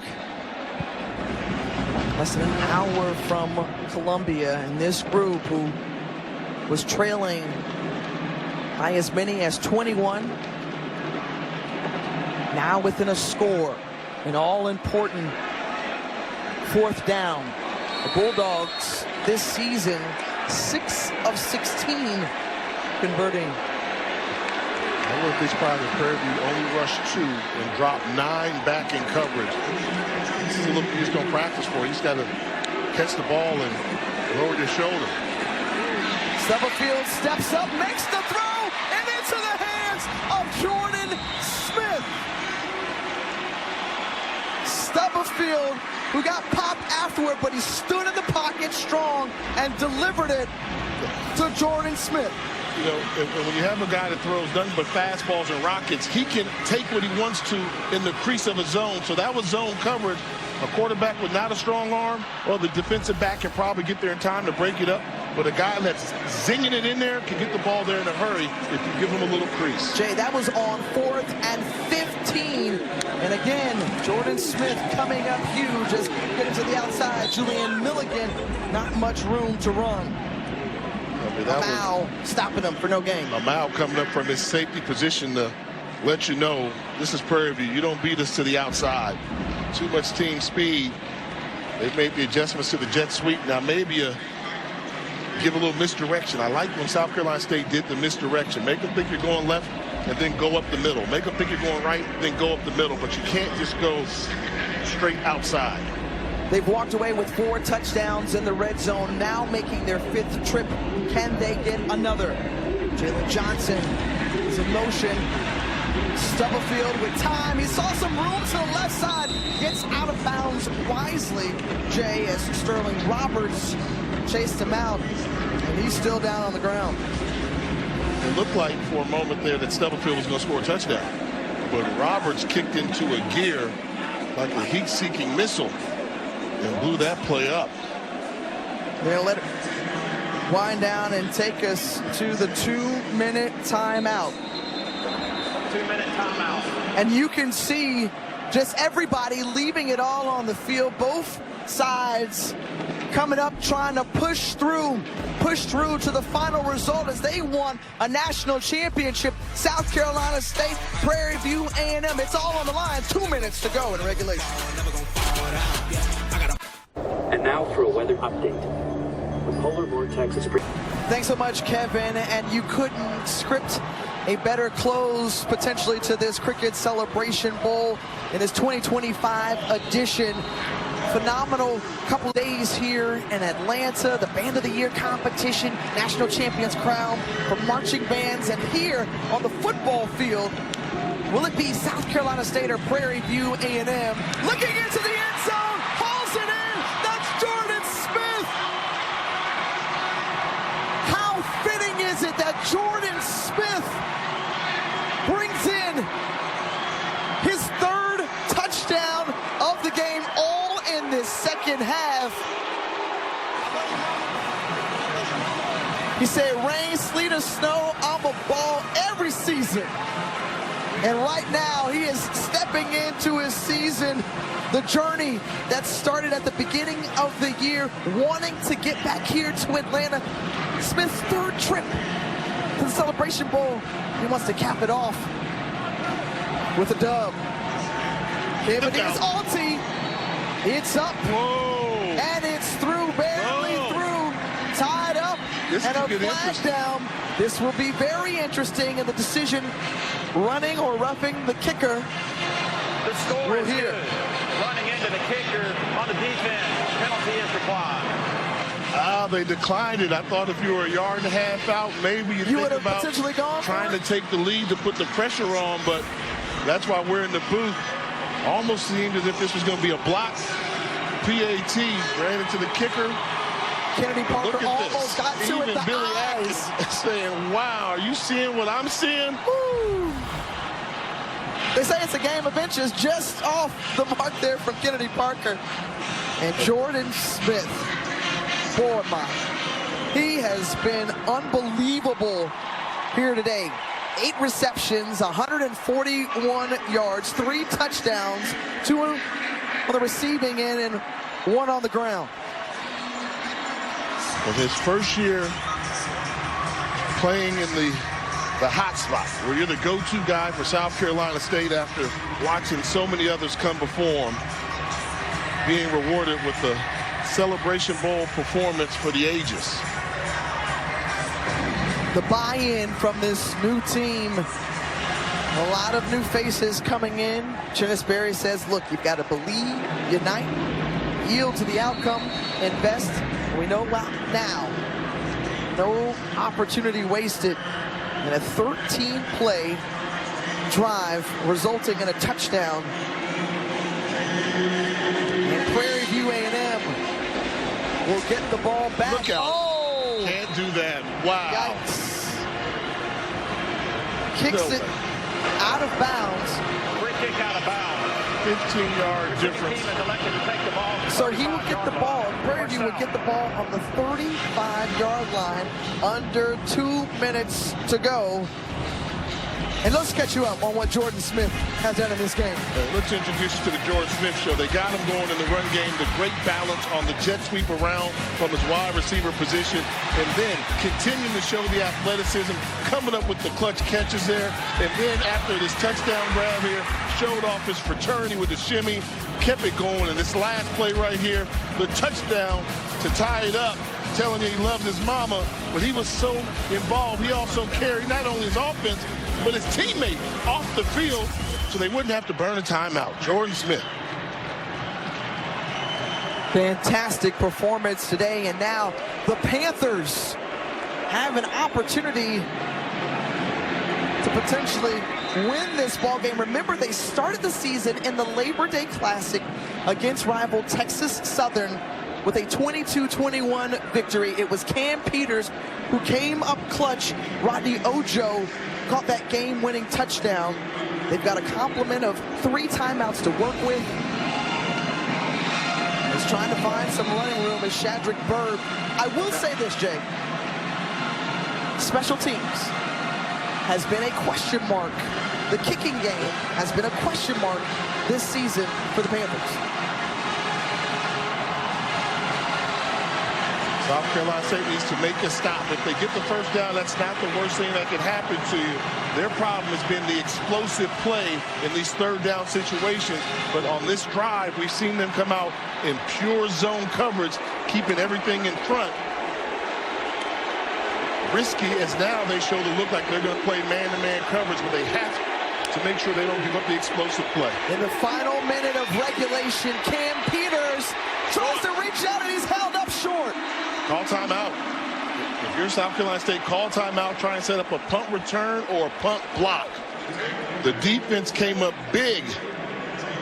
Jordan Franklin was the guy to wrap up Cameron Peters, who has had a career day through the air. And Peters, who has a Celebration Bowl record of 404 yards today, just 2 yards short of the first down marker. So South Carolina State spins their final timeout. They're looking to get the football back Cameron Peters, he did his job but could not score the points when they needed to. That's a Celebration Bowl record with the 404 yards passing. Well, all that's for naught right now unless his defense or special teams can help secure this game. Will at least go into overtime. He's a low line drive punter, so you can set up a return on his punts because if you can field it cleanly, you can get some momentum going forward. Adam Atwell punts it away. And fair caught by Jalen Johnson. So they're going to have to drive the field as it's down at their own 15-yard line. Nico Campanias-Alty, the second-team all-conference kicker, an area where Chinnisberry is very confident in the senior Spaniard. So he would need to get to, what, about the 33-yard line of Prairie View? Didn't feel comfortable. He said 35 yards would be the max what he go to. But a situation like that, if you get it to 36, 37-yard line, hey, you go for it there. One thing of note, though, that extra point was almost blocked. And so anytime you're talking about going for a long field goal, you really have to shore up your protection and just take it all in. South Carolina State has to be breathing a sigh of relief. The fact that they were down 21-0, and here it is, they have the ball at the end of the game with a chance to possibly win it if they come up with a miracle in 37 seconds. Only one overtime game in the Celebration Bowl. That was in 2022 when North Carolina Central bested Jackson State. And Stubblefield running the football as the time winding down. No timeouts, remember, for South Carolina State as it's quickly down by Stubblefield. And Jay, this is exactly the way you want to start bowl season. Question mark here, though, now on what should be third down. It'll be third down. Now you have to run the football. If you don't get it, then they're going to make you punt the ball. So a little surprised when after the run they decided to spike the football. Tight games this season, one-score games. South Carolina State has been perfect. Jordan Smith has been outstanding here in the second half. That'll temporarily stop the clock. And a targeting hit. I think there's going to be a targeting hit for 15 yards at the end of this as well. But they were getting up to the line of scrimmage preparing to spike the football. Then the official came in, called an unnecessary roughness and probably targeting. Highly unwise there as you see there, lowering his head with the crown of his helmet. Leading was Trinity Ward, the safety for the Panthers. And indeed, was that 9.13 or something in the rule book? And now they have to review it to see if Trinity Ward will stay in this game. I'm going to call him, he's going down to the ground. Oh, crown of the helmet. Yeah, absolutely. Jerry McGinn, help us out here. Jay, I'm agreeing with you. Unfortunately, this does not have to happen. We ask the players to keep their head up, see what they're hitting. This defensive player is not doing that. He's leading with his helmet. He's hitting with the crown of his helmet on a defenseless player. Unfortunately, this player is going to be done for the game. Yep, that's what I saw. And I saw he was clearly defensive there, exposed, going towards the ground. A little bit of a cheap shot, and the head of the crown of the helmet there, and ear holding, as we should say. They're getting that out of the game. You're right. It's more of a cheap shot than anything else. He's not trying to tackle him. Yep. The ear hold. So now you're going to lose your starting safety in this game, and it's a passing situation. I'm with Jerry. I'd be shocked if Trinity Ward is still in this game there. Now, let me ask you this, Jerry. Give me an instance in why they may allow him to stay in the game and pick up the targeting penalty. You see anything there? What, with this play right here? Yes. No. Well, if they would have called, unnecessary roughness with targeting, but I believe they just called targeting. After video review, targeting is uphill. Number 35 is disqualified. Be a 15-yard penalty, automatic first down. Well, just as you all saw, folks, now Trinity Ward ejected from this ball game, starting safety. Yes, he's out, but the 15 yards will go along with it. So now they're getting a little bit closer to what you say was that 32 to 35-yard line as a comfort range. Yep. Now they're getting closer to that. They're just a couple throws away from having a game-winning field goal attempt. Wow.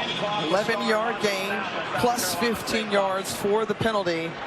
And now with 21 seconds remaining in this one, no timeouts for South Carolina State, trying to set up for a potential game-winning field goal. Stubblefield looking for some room, throws it away, and lives to see another down. And again, we've got to just give our hats off to Ryan Stubblefield and the job that he has come in and done for Billy Atkins the fourth.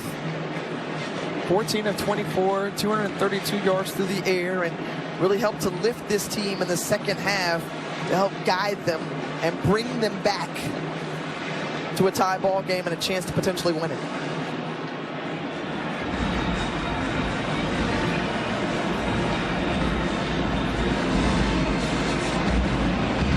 With pressure brought down by Sterling Roberts, the sack all up in his grill. Now can they spike it? And no. That'll do it. One thing you cannot do in that situation is take a sack. And so, folks, when 4 quarters just won't do in regulation, we've got overtime coming up here from the HBCU National Championship between South Carolina State and Prairie View A&M from Atlanta. Woo-wee! Living up to the billing. Back to the studio.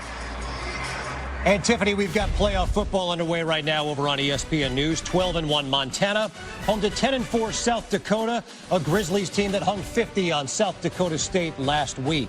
That game underway on ESPN News. Back. Trust News Nation. He needs our help. When are you?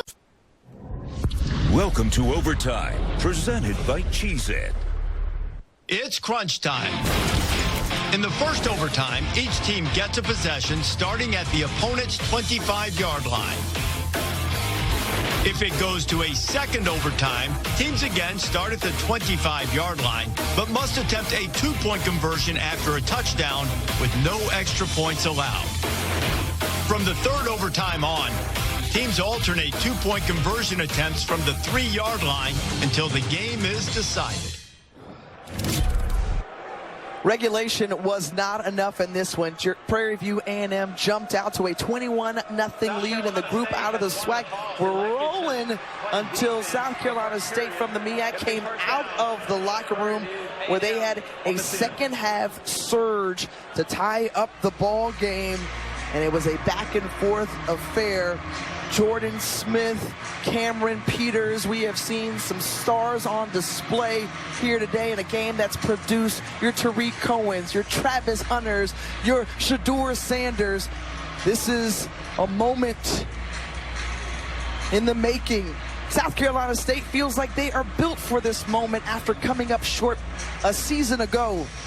For Prairie View A&M, they've never been here before. First appearance in the Cricket Celebration Bowl.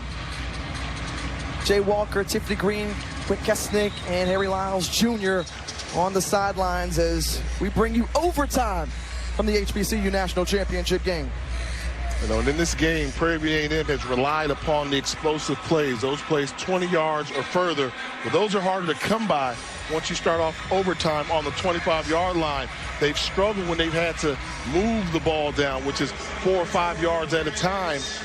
So if you're South Carolina State, I'd come out soft zone early on defense to force Prairie View to run the ball so you take away the threat of the explosive play.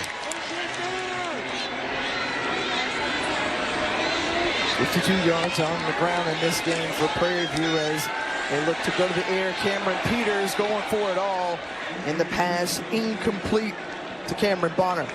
Second down. Yeah, they went to the zone coverage there and confused Cameron Peters on his read where to go with the football.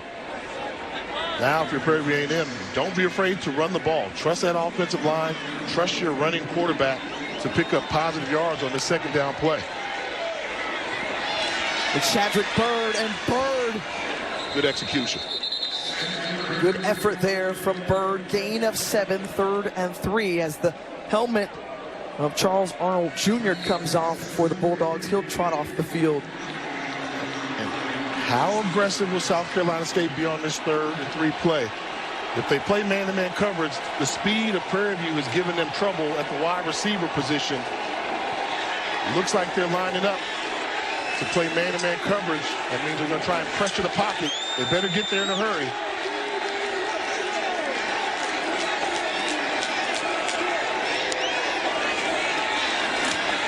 They got there in a hurry. Snuffed out immediately and held up Jordan Dollard, who had that scoop fumble earlier, and comes up with the stop here. Jermaine Jackson saying, hey, let's kick a field goal.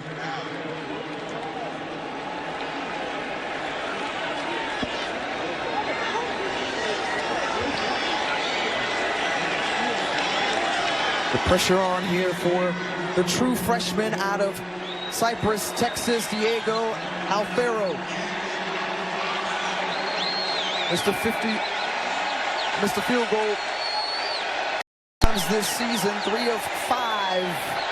This one from 36 yards. It's up and it is through. Clutch. So Jermaine Jackson and his team take a 3-point lead in overtime. And South Carolina State with a chance to potentially tie or win it. They scored the points, but South Carolina State, they've got 35 points. They haven't kicked the field goal all game. They're thinking, hey, we need another touchdown to win this. So as a quarterback, as a player, if the other team scored less than a touchdown, I was excited because I know my kicker was good enough to give me the field goal, to give me the points. But if I got a couple throws downfield, I can win it and be a hero. That's the mindset that Stubblefield has to have right now.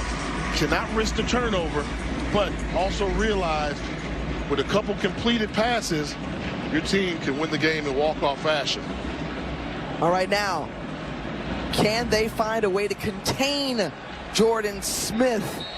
9 receptions, 152 yards, 2 touchdowns. Find him on the field. There he is in the slot. Top of your screen.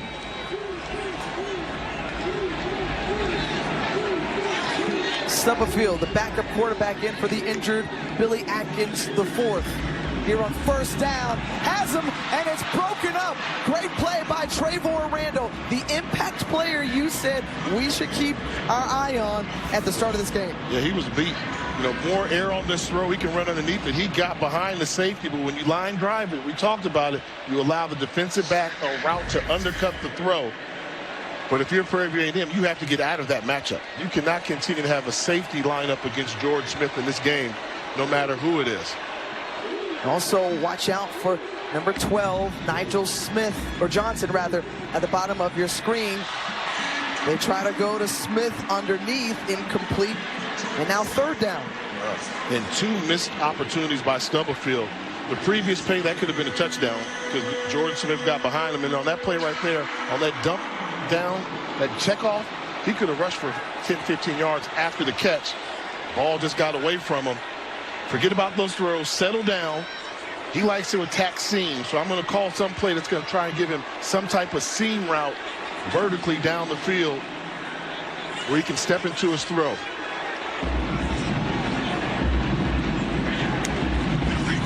Stubblefield feels pressure, flushed out, and throws it away. So now here on fourth down, and the defense does its job for Prairie View. And Janice Berry is going to send out Nico Campanias-Alty, who won a national championship at Kaiser, an NAIA school, before coming over. Again, a senior out of Madrid, Spain originally. And Campanias-Alty on to attempt the 43-yarder to try to tie it. Let's see if they shored up that protection on the inside. Last time Prairie View was able to come right up the middle and almost block an extra point. Before he gets it off, a false start's going to go against South Carolina State. Number 74, 5-yard penalty, fourth down.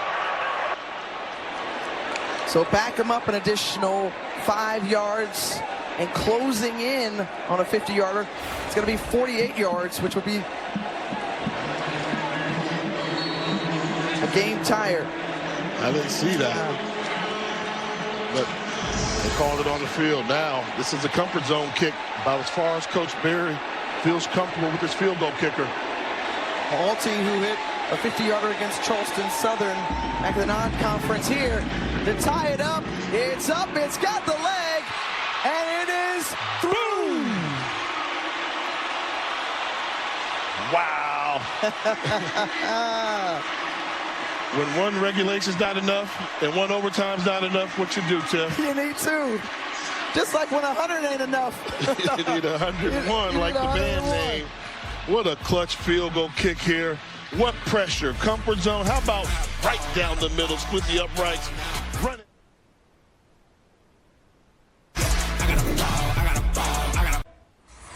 Folks, new territory. First time for double OT in this Cricket Celebration Bowl. South Carolina State erased a 21-point deficit.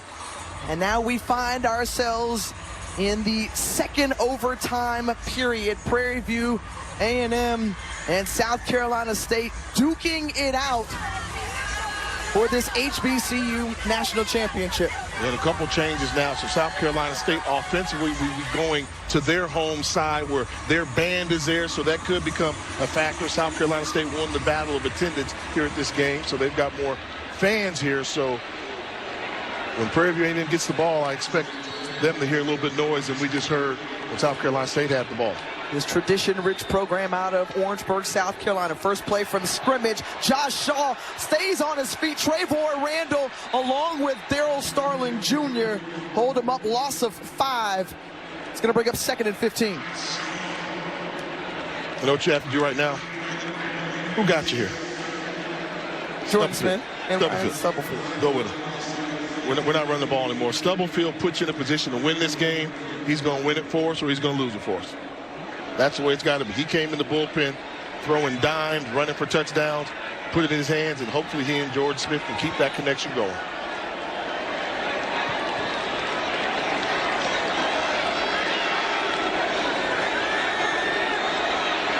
Quickly out in space is Julian Milligan. Milligan gets near the original line of scrimmage with Cameron Amau making a tackle.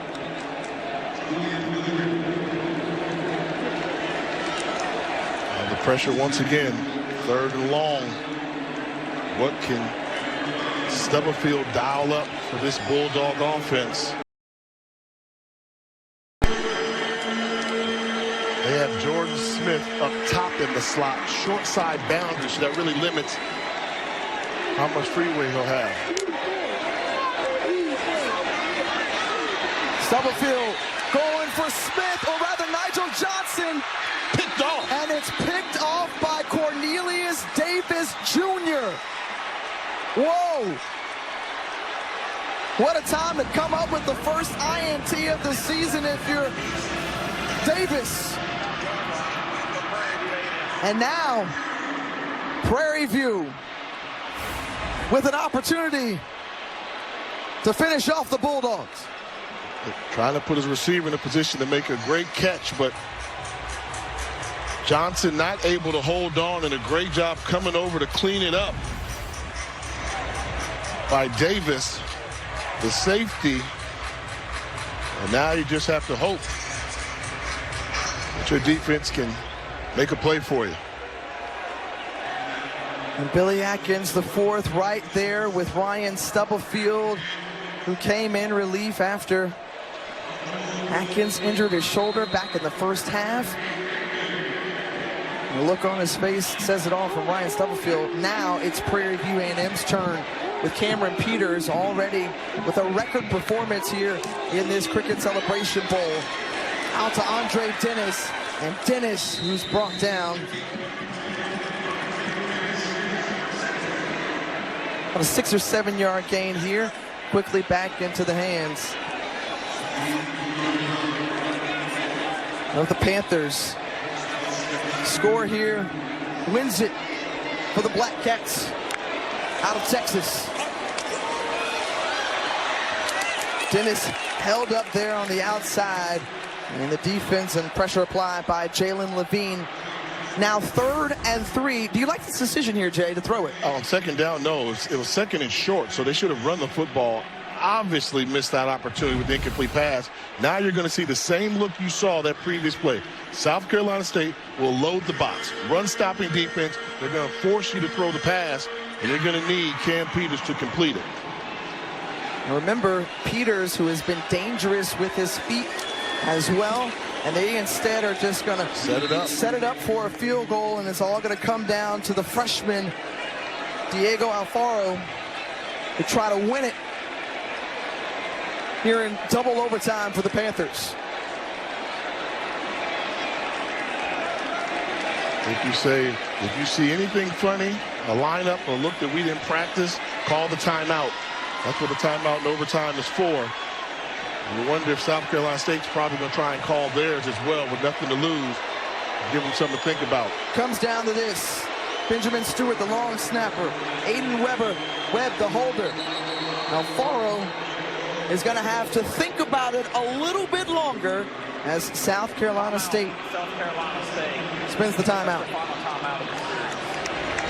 And so much running through the mind likely of the freshman. He missed a 26-yarder earlier in the game, went off the uprights, made it from 36, and this one is going to be from 38 yards out. And that's the score for both teams here in this double overtime. Ooh, Jay, this is fun. Now, we have talked about the decade of celebration here, the tradition-rich program of South Carolina State, turning the page from the past, Prairie View A&M, and this has been a destination set at the start of the season, and here it is now, coming down to this. This could be the biggest kick in the history of Prairie View A&M football. That Prairie View with an opportunity to go to the Prairie View. The 38-yard tip, the hold is good, it's up, and he missed it! Oh my! Off the mark, and we keep on going! The pressure on the freshman kicker. Whoa! Great use of a timeout by Chennis Berry.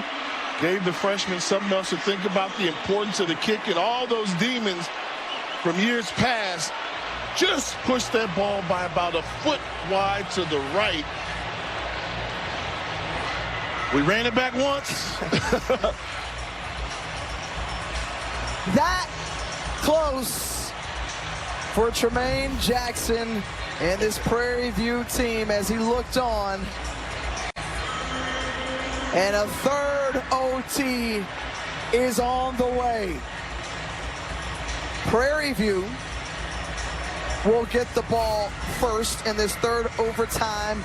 And Jay, ooh, this is going to replay in Panthers fans' minds. It's supposed to pull, isn't it? It's supposed to pull a little bit, but a slight push. If we were outside, I would say the wind got it and pushed it to the right, but we're indoors and just slid past the goalpost. And the suspense builds. Now, if you're Prairie View offensively, you have to forget about that because you start out on offense. Yeah, and two-point conversions from this point forward, as we heard Reese tell us, from the third overtime on.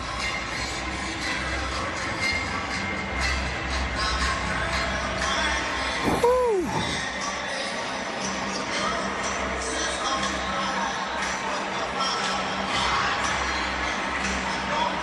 This is bowl season, Jay. We kick it off here in Atlanta, and I'm telling you, it's revved up, full throttle, and here we are. Cam Peters has been that guy. You know, he's that guy. This is your moment. You know, you gave me credit earlier for being a Black College Football Hall of Fame because of moments like this. I want the biggest spotlight on me. Cam Peters has played a great football game. Keep the ball in his hands. If the first read is not there, allow him to take off. But I'd take a look at number 11.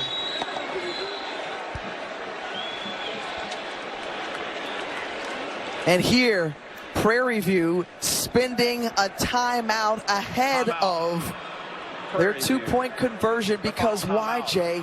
You're playing for a natty, okay? The two best teams in HBCU. The champions out of the Southwestern Athletic Conference, led by first-year head coach Tremaine Jackson.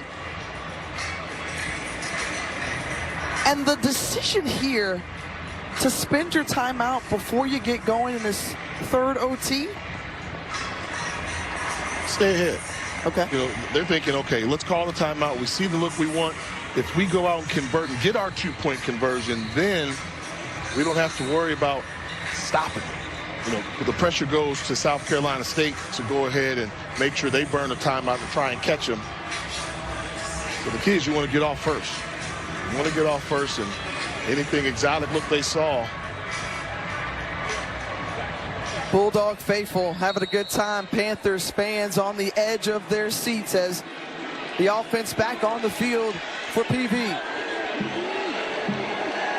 Man-to-man coverage here with the crowd line scrimmage. You have the courage to call the running play.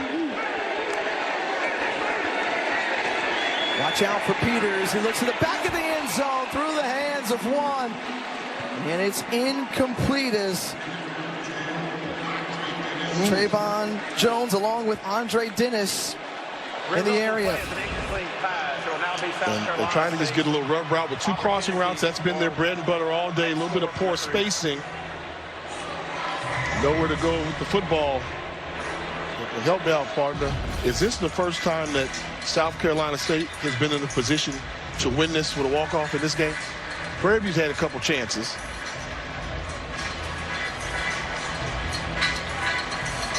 Here is now an opportunity for South Carolina State. 1 play, walk-off, win it. 1 play, walk-off, and win it. They're 2 for 2 on the season on 2-point conversions. The pressure, first time I could say absolutely, the pressure is on this Prairie View A&M defense to come up with a huge play. A lot of shifting. I like that. Make them think about it. Didn't work, Stubblefield was looking.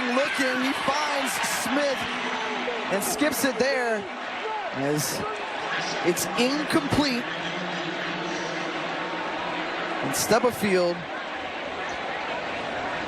along with Smith, trying to take their time a little bit.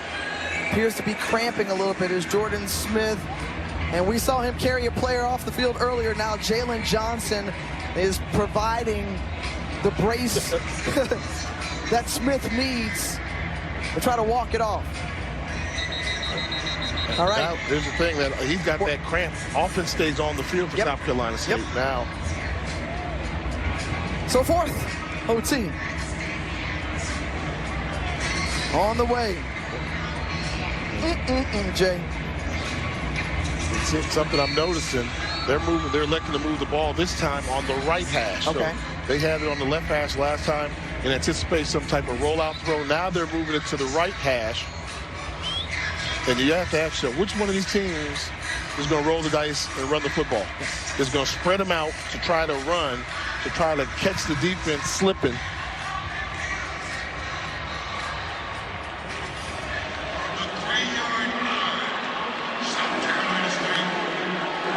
Starting from the 3, Stubblefield feels pressure into the hands. Did he reach out? Yes! Tyler Smith is in!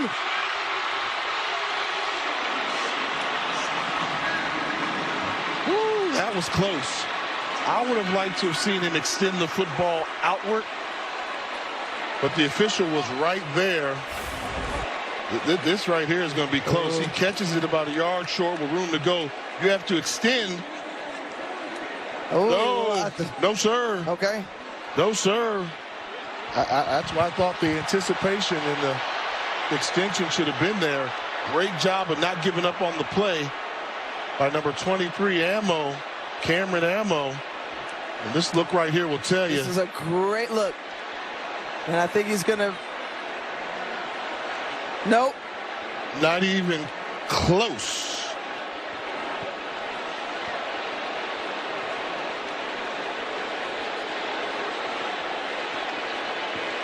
So they're going to take a look at this because we saw. It was ruled a touchdown. A signal that one was looks a close. Touchdown. Jerry, if it even gets a pinch, I'm going to call it a pinch, of that pylon? I saw a little pinch of the pylon possibly. What did you see, Jared? I'll tell you, it is extremely close. But, you know, what we have to realize is the ruling on the field is a touchdown. The ruling on the field is a score. The previous play is under video review. He only gets goal line extended if he touches somewhere in the end zone or if he touches the pylon. And I don't see him. He definitely touch in the end zone. He's not touching the pylon. So that means the ball has to break the plane of the goal line inside of the pylon. Inside the pylon. So I think we see clearly the ball was on the outside of the pylon. I thought right here, did he get just a little pinch? Does it go over the pylon? It has to be inside the pylon. The pylon is OB. It's out of bounds. So the pylon is OB, so it has to be inside. If that's the case, and they should pick that up then. They should pick it up. But they need indisputable video evidence that it's not. To me, I think it's out. Should I believe you or my lying eyes? My lying eyes say that that's out. Jay, we've known each other for... We've seen crazier calls, right? Oh, yeah. Oh, yes. Yes, we have. Terry McGinn, our rules expert here. And just again, the ruling on the field, that was the 2-point conversion was good. You heard Terry say it's got to be indisputable evidence. And I think this is going to be wiped off. And hats off to Cameron Ammo. Number 23, not giving up on that play. Normally when you get beat, it looks closer there though. But normally when you get beat, you kind of give up. But he played through the whistle. Because you figure you catch the ball on the 1-yard line, leave your feet, leverage, threw his shoulder and body in there. They're looking at this a long time. Might this stand because of how long it's taken, Jerry? That's what I'm starting to think. Well, they know it's a very important play here, so they're going to take a little extra time. I mean, these guys have been really good all game long, so they don't want to. The ruling on the field is upheld. The score is good. See? Oh, my goodness. Welcome to my world, Jerry. I think it just lies on the fact that there's not indisputable video evidence, so they're just going to stay with the call on the field. Wow. So the plot thickens like Dickens, reminiscent of Charles. After that one, it's upheld. This was a play in real speed. Looks like he's going in easy, but a good hit. Late extension, but he was rewarded. The call on the field, I think, helped him out. Oh, boy. Okay, Prairie View A&M must convert or it's over. Down to this. Right here. Cam Peters looking, and that's it! South Carolina State held on to win it! They are the HBCU National Champions for 2025!